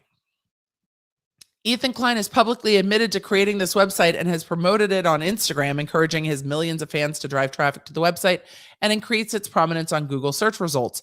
A true and correct copy of the profile for Ethan Klein's verified Instagram at H3H3 Productions account, as it appeared on March 25th, 2022 at approximately 10:13 a.m. EST is attached. Oh, the printouts of the accounts. Here we go. Klein admits this is his Instagram handle in his declaration. I do not believe this matter is related to the Triller TEI lawsuit that was struck by Judge Zirkin. Your belief's fucking irrelevant. Whether you believe it's related or not doesn't matter. They're related. They have so many of the look, Novian and Novian did that. They brought in so much of the stuff about Kavanaugh into the first lawsuit that these claims are related. And I intend to have Claire Locke draft an opposition to defendant's notice of relatedness. However, defendants served the January 6th notice, which perfected the filing by mail, substantially delaying its service to my counsel in this matter. Further, Judge Zirkin granted the application January 12th before the 10-day deadline for responding to filings served by mail had elapsed, depriving me of the opportunity to be heard on the matter. Well, that will be interesting. I'm glad we'll hear it. Okay, I still think they're going to be related. I declare under penalty of perjury Ryan Kavanaugh, and he didn't, interestingly enough, didn't capitalize his last name, but whatever. That's the signature page. Declaration of Michael Lambert. I am Michael Lambert from July 8th. Prior to July 8th, 2019, I was an investor in Proxima Media and or related entities. Do you not know? And or. Which is owned by the Entertainment Stock X LLC. At the time, Ryan Kavanaugh and entities I controlled fully funded Proxima together without any additional investors. So there's no investors to defraud. As of July 8th, 2019, Kavanaugh bought out my interest in Proxima, after which he was the sole investor. Okay. I mean, this is not the ex-partner. The ex-partner is the one of the Elon Spar. This is the other funder saying, look, we are proving it couldn't be a Ponzi scheme. We funded it. There were no investors to defraud. But proving it's not a Ponzi scheme doesn't prove that the allegation wasn't made, which is why we're talking about potatoes isn't right because they're both the same thing. We're talking about apples and oranges. The two statements are different, though related, like they're both fruit, but they're different. Declaration of Thomas A. Clare. Hello, Thomas Clare. Attached are the exhibits. They're true certified transcripts of the following Klein podcast. And this is why this is so many pages, because it's transcripts of all of these podcasts. Attached as Exhibit 1 is a copy of a tweet posted to the verified Twitter account of Ethan Klein, which has the handle H3H3 Productions. Klein admits that the Twitter handle belongs to him in his declaration. The tweet states, quote, "Every time I think of Ryan Kavanaugh, I think of his business partner alleging he was involved in a Ponzi scheme." And is that and? And the tweet captured from the following URL, and then it has a link to the tweet. Link to the tweet. And a copy of the Variety article. And attached as Exhibit J is a true and correct copy of a July 8th, 2021, 3:10 p.m. EST tweet posted to the verified Twitter account of Ethan Klein, which has the handle, we established that up above. Klein admits, we established that above. The tweet states, "I don't know if Jake Paul left because of Ryan Kavanaugh specifically, but he definitely thought Showtime was a better opportunity than Triller, and I'm not surprised since the owner Ryan Kavanaugh was accused by his ex-business partner of running a Ponzi scheme as published by Variety." Oh, okay. Here's the thing. Oh, it was on the same thread. I keep going, Emily. It was on the same thread. Here's the thing, though.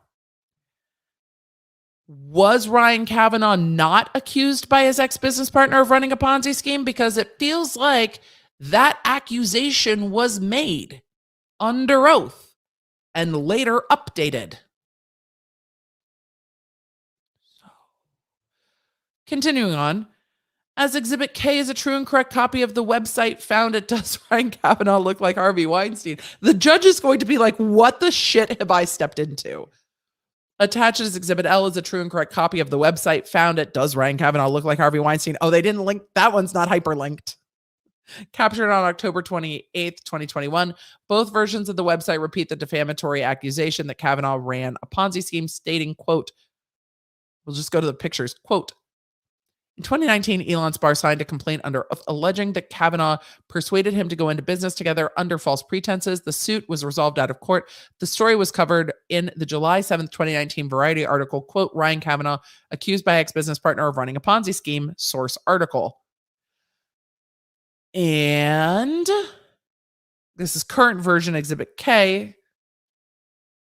And I can't tell if they mean the one above or below.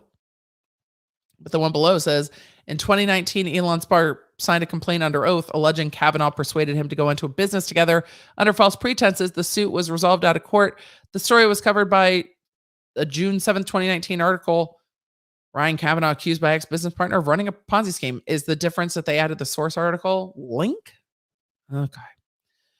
Attached as Exhibit N is a true and correct copy of the October 27th, 2019 Yahoo News article, YouTubers Ethan and Ela Klein buy $9 million Bel Air mansion, which is literally like not relevant at all. But the shade is there. Attached Exhibit O is a true and correct copy of the definition of a Ponzi scheme from the New Oxford Dictionary. Wonderful. Just to define it. Attached as Exhibit S is a true and correct copy of an August 11th, 2021 from the Twitter account H3 Productions. This tweet was copied from here. What tweet? More tweets. Tweet on the street. Just a reminder that Keemstar and his audience harassed my wife and I for a whole summer. Keemstar sent me multiple pictures of horses to imply my wife looks like a horse. 1 year later, he is tagging the CEO of YouTube because he was teased for dating a 20-year-old. This man is a coward. And what the fuck does it have to do? Like, what the fuck does it have to do with anything? Oh my God. The fact that internet beef is being brought up in this lawsuit is it's just kind of on another level. It's just on another level for me because courts are going to have to become fluent in internet. I'm available. I'm here to help translate internet to legal, but okay. Attached as Exhibit T are true and correct copies of the following tweets. Oh, let's just go through all the tweets. Let's see. True and correct tweets, which Klein admits belongs to him. All right, all the tweets. Tweet on the street. What else? See you guys in a week. Oh, that he took time off because you can't be a weekly publication if you take time off. Hey guys, we've decided to take a week off of the podcast. I'm very sorry to everyone who depends and looks forward to the show. We need it now for our mental health. Very sorry. Love you guys. Thank you so much for the amazing, vibrant community. We're grateful. See you guys in a week. Okay. He took a week off. I understand why they include that one. I understand why they include it because they're trying to state that it's not a weekly news publication. Hey guys, we decided, oh, those were just out of order. Okay, what about this one? September 19th.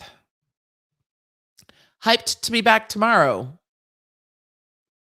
Great. Apparently, Amazon workers at JFK 8 warehouse declared victory in their vote to form the first Amazon union in the United States. That tweet very much wanted to be seen. So there we are. Attached as Exhibit U is a true and correct copy of a December 29th, 2021 tweet from the same handle. What does that tweet say? Tweet.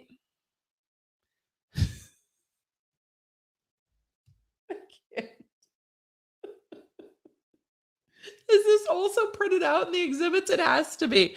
Me without the podcast event for 3 weeks.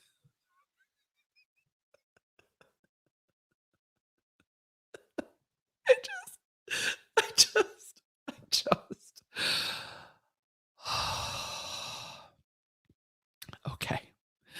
Okay. Compendium of plaintiffs' exhibits. Transcript. Tweet.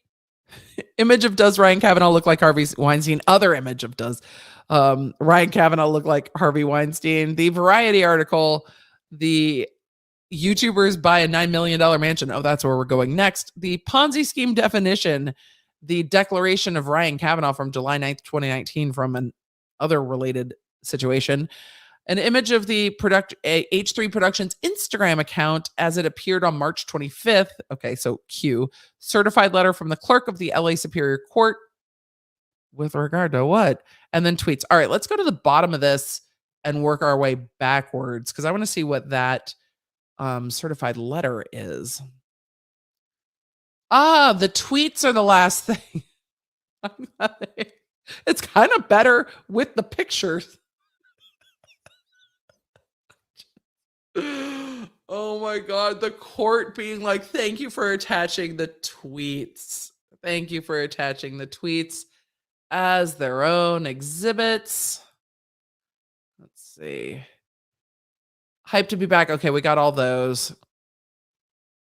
This is just going to go slow. I was going to put this in another reader, but then I didn't want to. Let's see. This is another tweet that wasn't linked. Keemstar in the ultimate hypocrisy has cried to YouTube about me making fun of his creepy ass dating a 20-year-old. He called her, quote, fresh cheeks, unquote. Now we are suspended for a week. This after he lied and cried about me getting him suspended, which I had nothing to do with. I don't think is that the tweet that they're relying on to say that Ethan said he was suspended for TOS violations? Because that's not what that says. I wonder if there's another one after this. No, this is from the court of the clerk.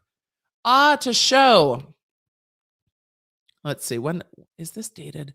This is the jankiest certificate of clerk, no public record. Interesting that it's stamped and not hand signed. This is from 3/18/2022. My search has disclosed no record of the aforementioned name from the dates 6/1/2019 to 3/18/2022. When was this? Well, we'll see when this was dated. Let's see, because it's attached. Oh, because it's not dated because it wasn't stamped. Let's see when the declaration was signed. It'll get us in the right ballpark. June 6th, 2019. So it would have been on or around that day. When did they search? June 1st? Well, that's fair. At least they did a fair time frame on the search. Let's see. Because it would have been in and about that time frame. This is Instagram. Okay. Instagram. This is a different declaration of Ryan Kavanaugh from a 9th of July 2019 declaration that the facts set forth in this declaration are personally known. I have firsthand knowledge. If called to testify, I could. I, by and through Proxima Media LLC and any affiliated or otherwise related entities, am not running a Ponzi scheme. Wait, why was this declaration made again? Why is there a declaration that he's not running a Ponzi scheme from July 2019? And where was this sent? And why was this drawn up? I have more questions now. I have more questions now. I have more questions now. I have more questions now. I declare by and through Proxima Media that I am not running a Ponzi scheme. I do declare. All right, let's see what other shenanigans. The definition of Ponzi scheme. Named after Charles Ponzi, who died in 1949, who carried out such a fraud from 1919 to 1920. He wasn't a very long-lived Ponzi schemer. A form of fraud in which belief in the success of a non-existent enterprise is fostered by the payment of a quick returns of the first investors from money invested by later investors, though sometimes also used colloquially to describe the Girardi Keese law firm. Yes, I went there. All right, we're going to go to questions soon. You guys start queuing up questions. I just wanted to look for the last few exhibits and then we will move on. So if you guys have questions, and I will get to all the super chats too. I know we're like 3 hours in. Thank you, mods. Do we always go for 3 hours? No, but a lot happened today. Oh, this must be the Bel Air mansion because somehow that's relevant. I mean, it looks lovely. Congrats. Married 30-something YouTube stars. This Ela and Ethan Papa Bless Klein, the duo behind the popular H3 channel podcast, which stands millions of subscribers strong, have officially crossed the hill, substantially upgrading their LA residence circumstances. In the process, earlier this month, the formerly San Fernando Valley-based couple shelled out a whopping $9 million for a large and unquestionably lavish manor in Bel Air.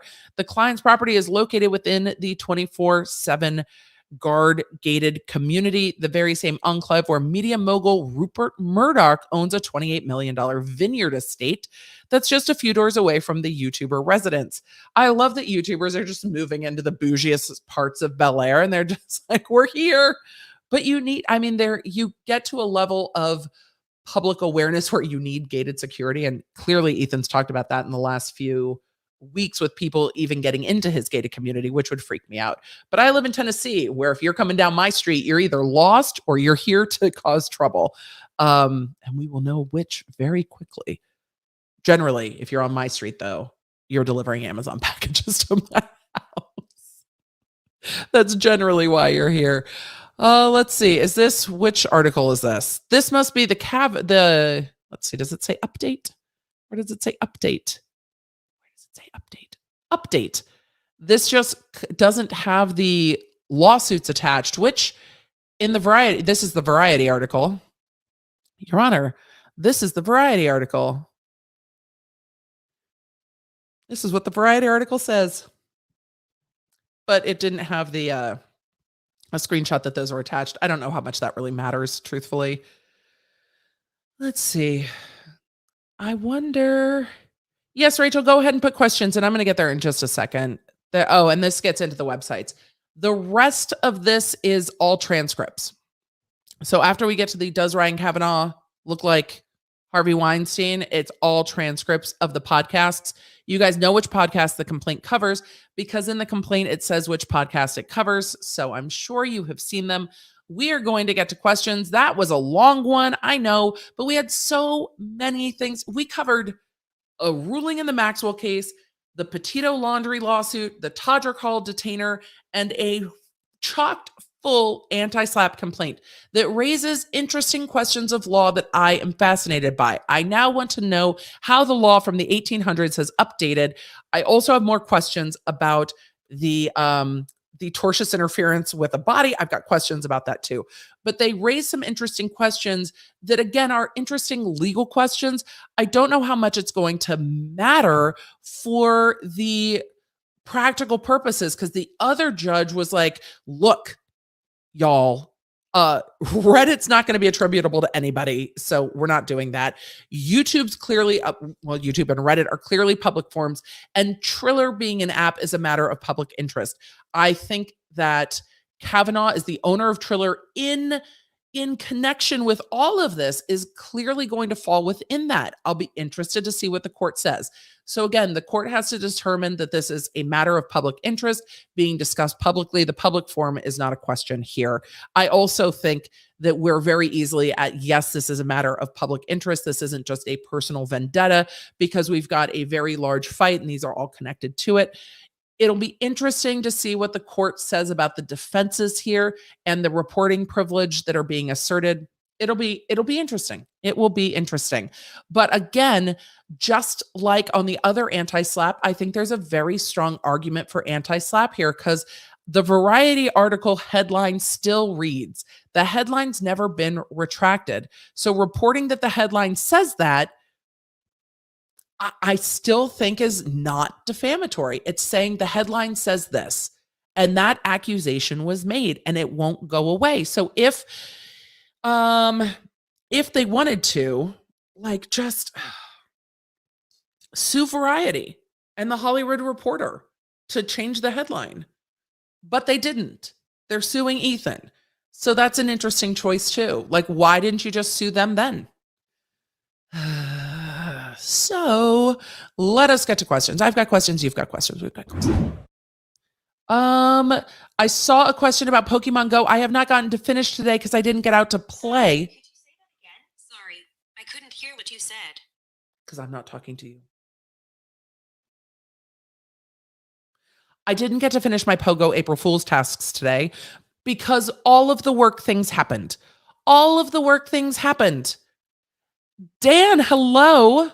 Dan from H3 just wanted to say we really appreciate you continuing to cover this nightmare lawsuit. Good. This will guarantee that I will end up in one of these lawsuits. Also, I enjoyed your dramatic reading of my exchange with Ethan. You're welcome.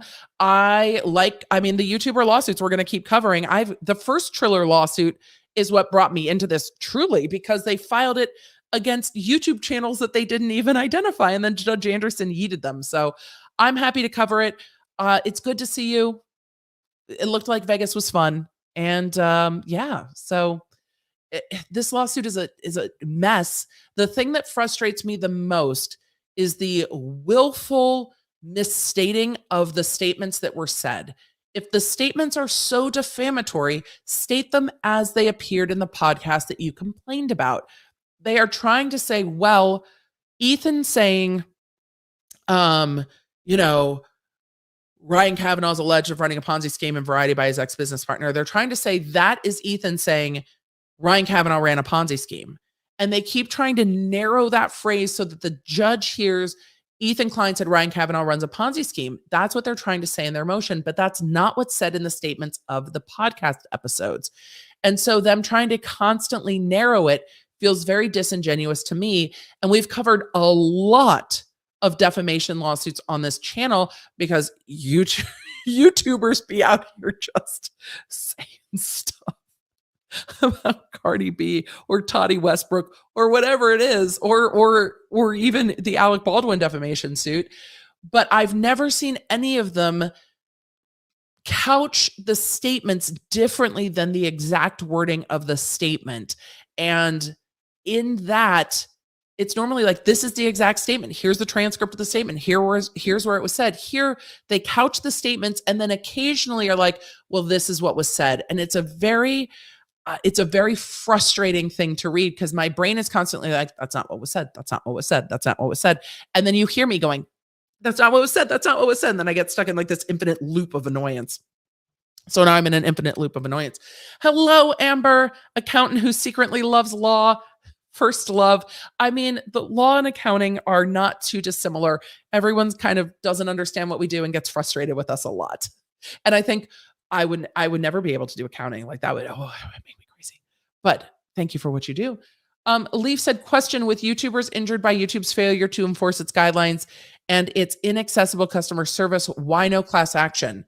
I have been thinking about this, Leif. I have questions about that. I need to look and see how that would play out with Section 230. And I have not gone down the rabbit hole of case law yet because, and there's a lawsuit that just got dismissed, and I want to see if it gets repled, but I haven't read the court's reasoning yet on why it got dismissed, that sued YouTube over failure to enforce its policies. And I want to see what that court decided. But it's something that's very much on my mind after bringing up the Bungie lawsuit, is what happens when YouTube does not enforce their own terms to the detriment of others. It's a very interesting question. I also think a lot of YouTubers don't want to take this step of suing YouTube because it feels like you're going to get punished forever. Like, I think there's a level of fear there. Diet Pepsi Bear, enjoy that. We have Pepsi people in the chat. Y'all will have to do that for court of public opinion. We're not COPOing tonight. We've gone way too long, but we'll have to do that one night. Coke versus Pepsi versus root beer. Beth, don't you believe this is to force evidence to come out since they refused to talk specifically what was in the notebook? It isn't about the money. It's about getting the facts out to the public. Talking about the Brian Laundrie parents being sued by Gabby Petito's parents, I think that's part of it, but you can't get to discovery if you can't state a claim. I don't know if down the road, there will be a FOIA, a public records request, a Freedom of Information Act request, and we might get some of what was in the notebook. It hasn't been sealed in any way that I can see. So I think those things will come when the investigations are finally closed, that we will see that stuff coming out. If they want to get discovery, you can't get to discovery if you can't survive that motion to dismiss. So we will see. I don't think it's about money either, truly. I don't. I do think it's about information. I just don't know if it's going to get the Petitos there. We need a collab with Caitlin with Ask a Mortician. I bet she'd love to figure out what started that law. I would also love to figure it out. I feel like we need to bring in Caitlin, and then we need to bring in Bailey Sarian and just do like a dark history of Florida's tortious interference with the body law. I have questions. The Laundries have a right to stay silent, but they made a statement, and that statement was at best misleading, at worst could be considered outrageous. Jacob, I understand what you're saying, but misleading, I don't know if misleading is going to get them there either. We will see if they bring that up in their response, though, and I'll be interested to see if they do. So, yeah, their lawyer put out a statement. Yes. Why isn't it obstruction? So with the Laundries remaining silent, you are not obligated to talk to the authorities. You are obligated to not lie to the authorities. And there's nothing that I've seen that indicates that the Laundries actively lied to obstruct the investigation, rather that they remained silent. If that was there, I imagine that something would have happened.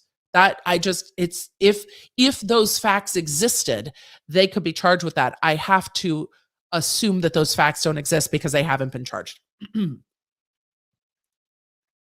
Jay Birdie said their actions were wrong, and that doesn't mean suable offenses. Yes, it doesn't mean tortious conduct. Morally wrong and tortious are different.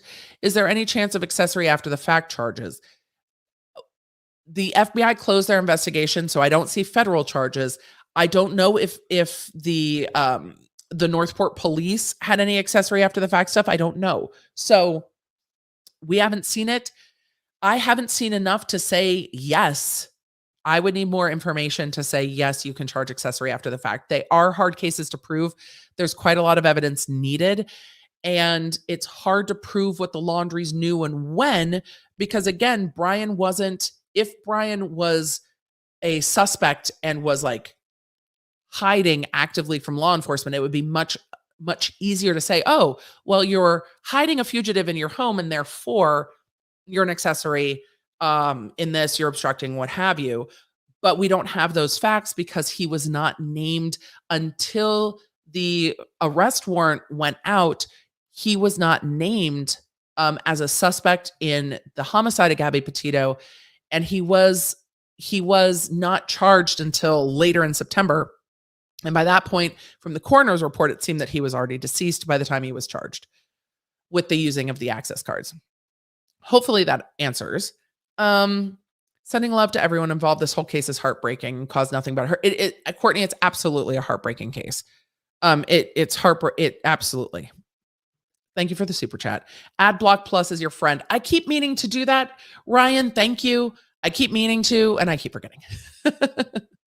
12B6 is now a part of my diagnosed OCD rituals, and I kind of don't have a problem with that, LOL. Well, Batman, thank you. 12B6 is a whole thing. 12B6, motion to dismiss. Federal Rules of Civil Procedure. It feels like law school. Canical Heart said, slightly mosquitoing Monty Python and Holy Grail. Fetches Lasass. Fetches Lasass. Thank you, and yes. Ashley, good to see you. Catching up, but I still Googled tortious interference with body, found an article saying it can also be referred to as zombie law. So there's that. Happy FML.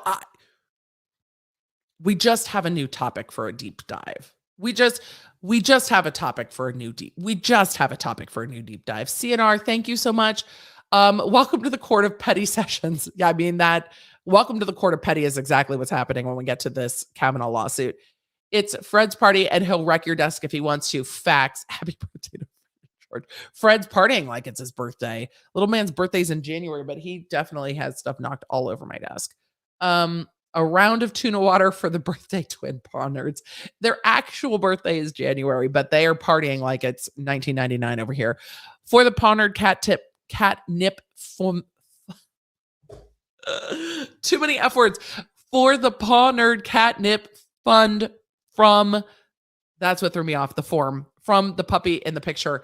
Thank you, Bop It Puppy in the picture. I appreciate it. Pronunciation is hard. I'm very tired. Oh no, I missed one. I accidentally unstarted. I'm sorry. I'll go see if I can find it. Mini Driver, are you going to cover the Phoebe Bridgers lawsuit? I haven't seen it. I keep trying to read up on it, but I don't know what it's all really about. I haven't seen it, so I haven't done it yet. But I will. There was one super chat that I missed. I'm going to try to find it. I don't know where it went. It might have come after Dan's. So I am sorry, y'all, if I missed one. Hey, perfect. Thanks, Tech. I didn't know that I could do that on StreamYard. Thank you very much. I appreciate that. You're like a member of our family now. If my kids or hubby sees something legal on social media, they ask me, what has Emily said about this? That I explain, you cover pop culture, not every legal thing ever. I do cover pop culture, not every little legal thing ever. I love pop culture. I also think pop culture is very instructive. And part of the reason I cover it is because pop culture allows us to just figure out the law stuff without being so like, tribally invested. Like when you get to some of the politics stuff, I also just like it better. I do. I just like it better. I got that one. Thank you. Question. Can Gabby's parents sue the estate of Brian Laundrie for the emotional distress instead of his parents? I don't imagine there's an estate to sue given his age. And there would be nothing to gain. Like they're not going to gain money from that. They can't do discovery on that. And I would need to go back through the law when you have a deceased party, when you don't initiate the lawsuit before they're deceased. But I don't see how they could, because again, the action wasn't taken at them. The action was taken at her, and that's hard. Avaloma brings up a great question. Doesn't pointing out Ethan's millions of followers and tons of views prove that he is a matter of public interest? You make a very, very excellent point, that things relating to Ethan because of his status are matters also of public interest. And so him getting sued over the Triller fight becomes a matter of public interest. So it is absolutely a great question. And I think we saw some of that argument in the initial one, but also Ethan's attorneys will be filing a reply to this. So we get the motion, the opposition, and the reply. And the reply will be coming, I forget the date. I haven't looked at the dates on the calendar for when the reply will be due, but we'll get the reply ahead of the May 10th hearing. So later on this month, and then we'll go through the reply too. So that's what it is. When does filing lawsuits become harassment? Well, nobody's filed it yet, so somebody has to file over it. But when you just keep filing litigation that don't have cause, in this case, I know it feels that way because you've got the Triller suing over the copyright and then Triller suing over similar stuff to what they're suing over now. It feels that way. I think we're close, but not there yet. Question, can incessant, carefully worded trolling ever amount to defamation if it does impact someone's reputation?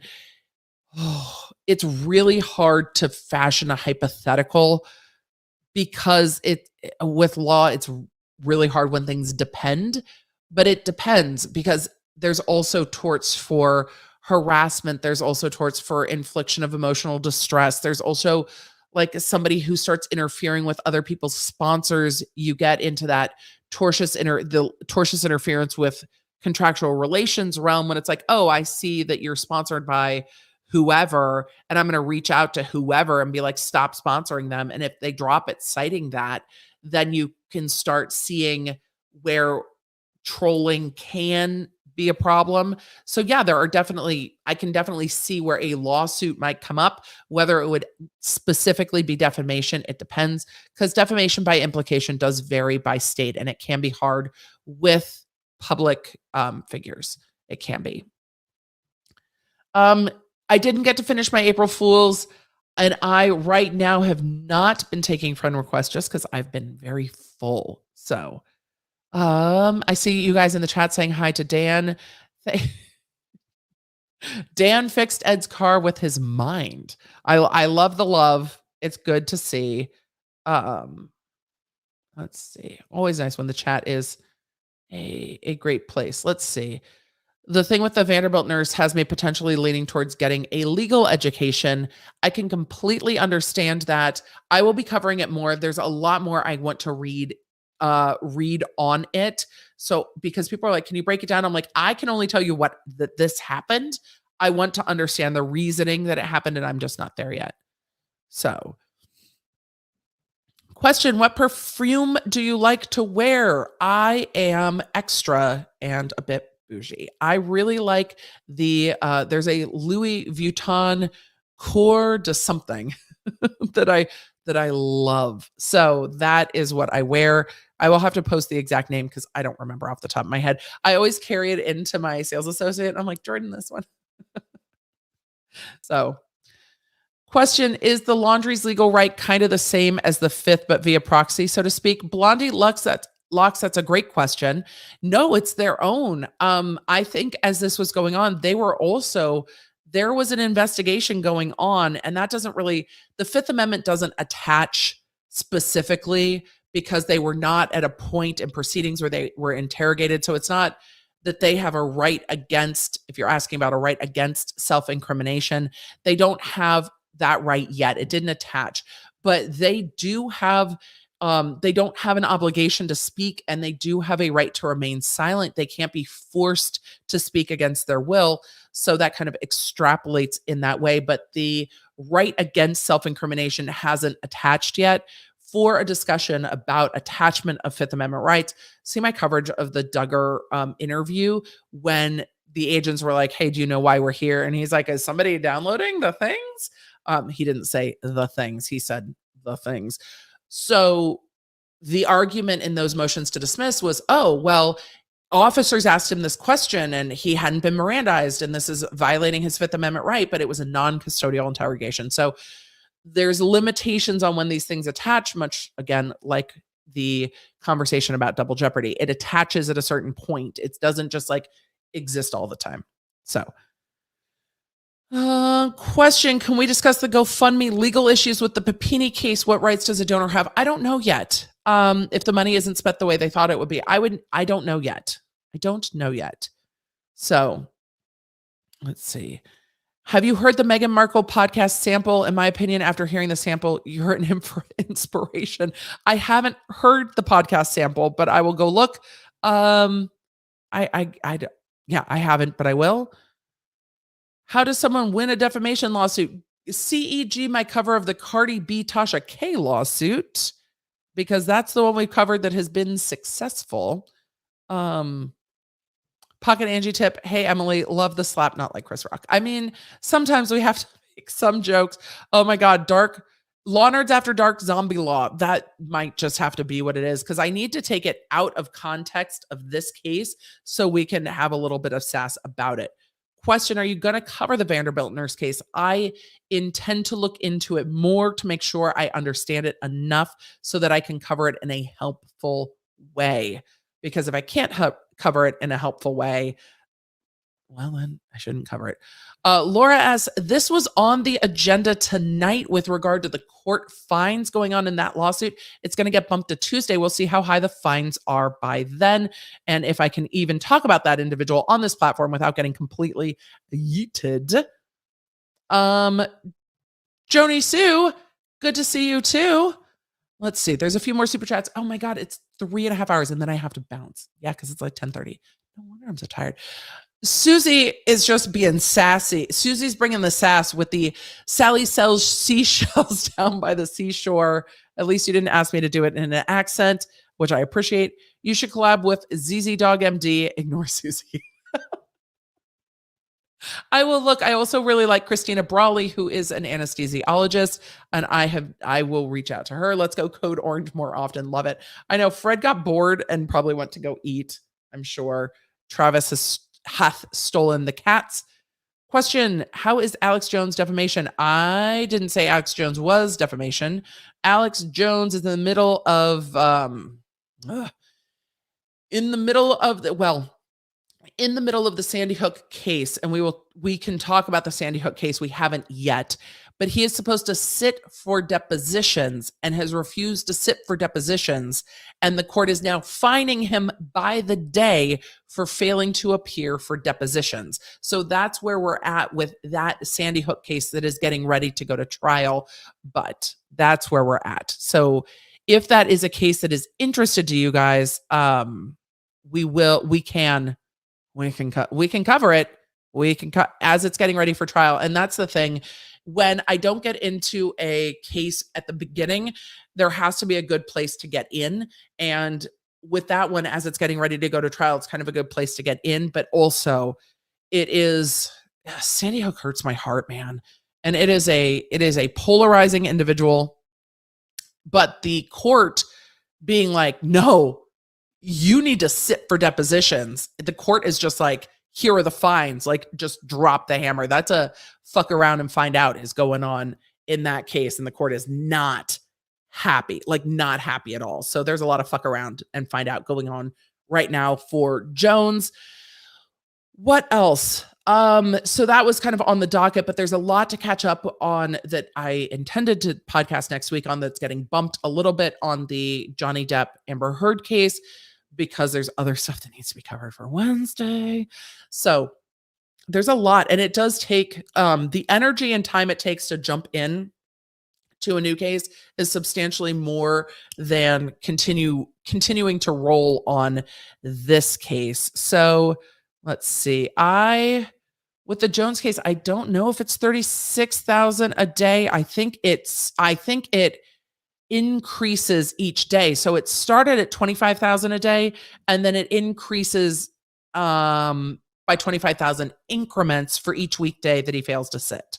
So it's 25,000 in increments, and they're arguing that for 11 days it will be over $1.47 million.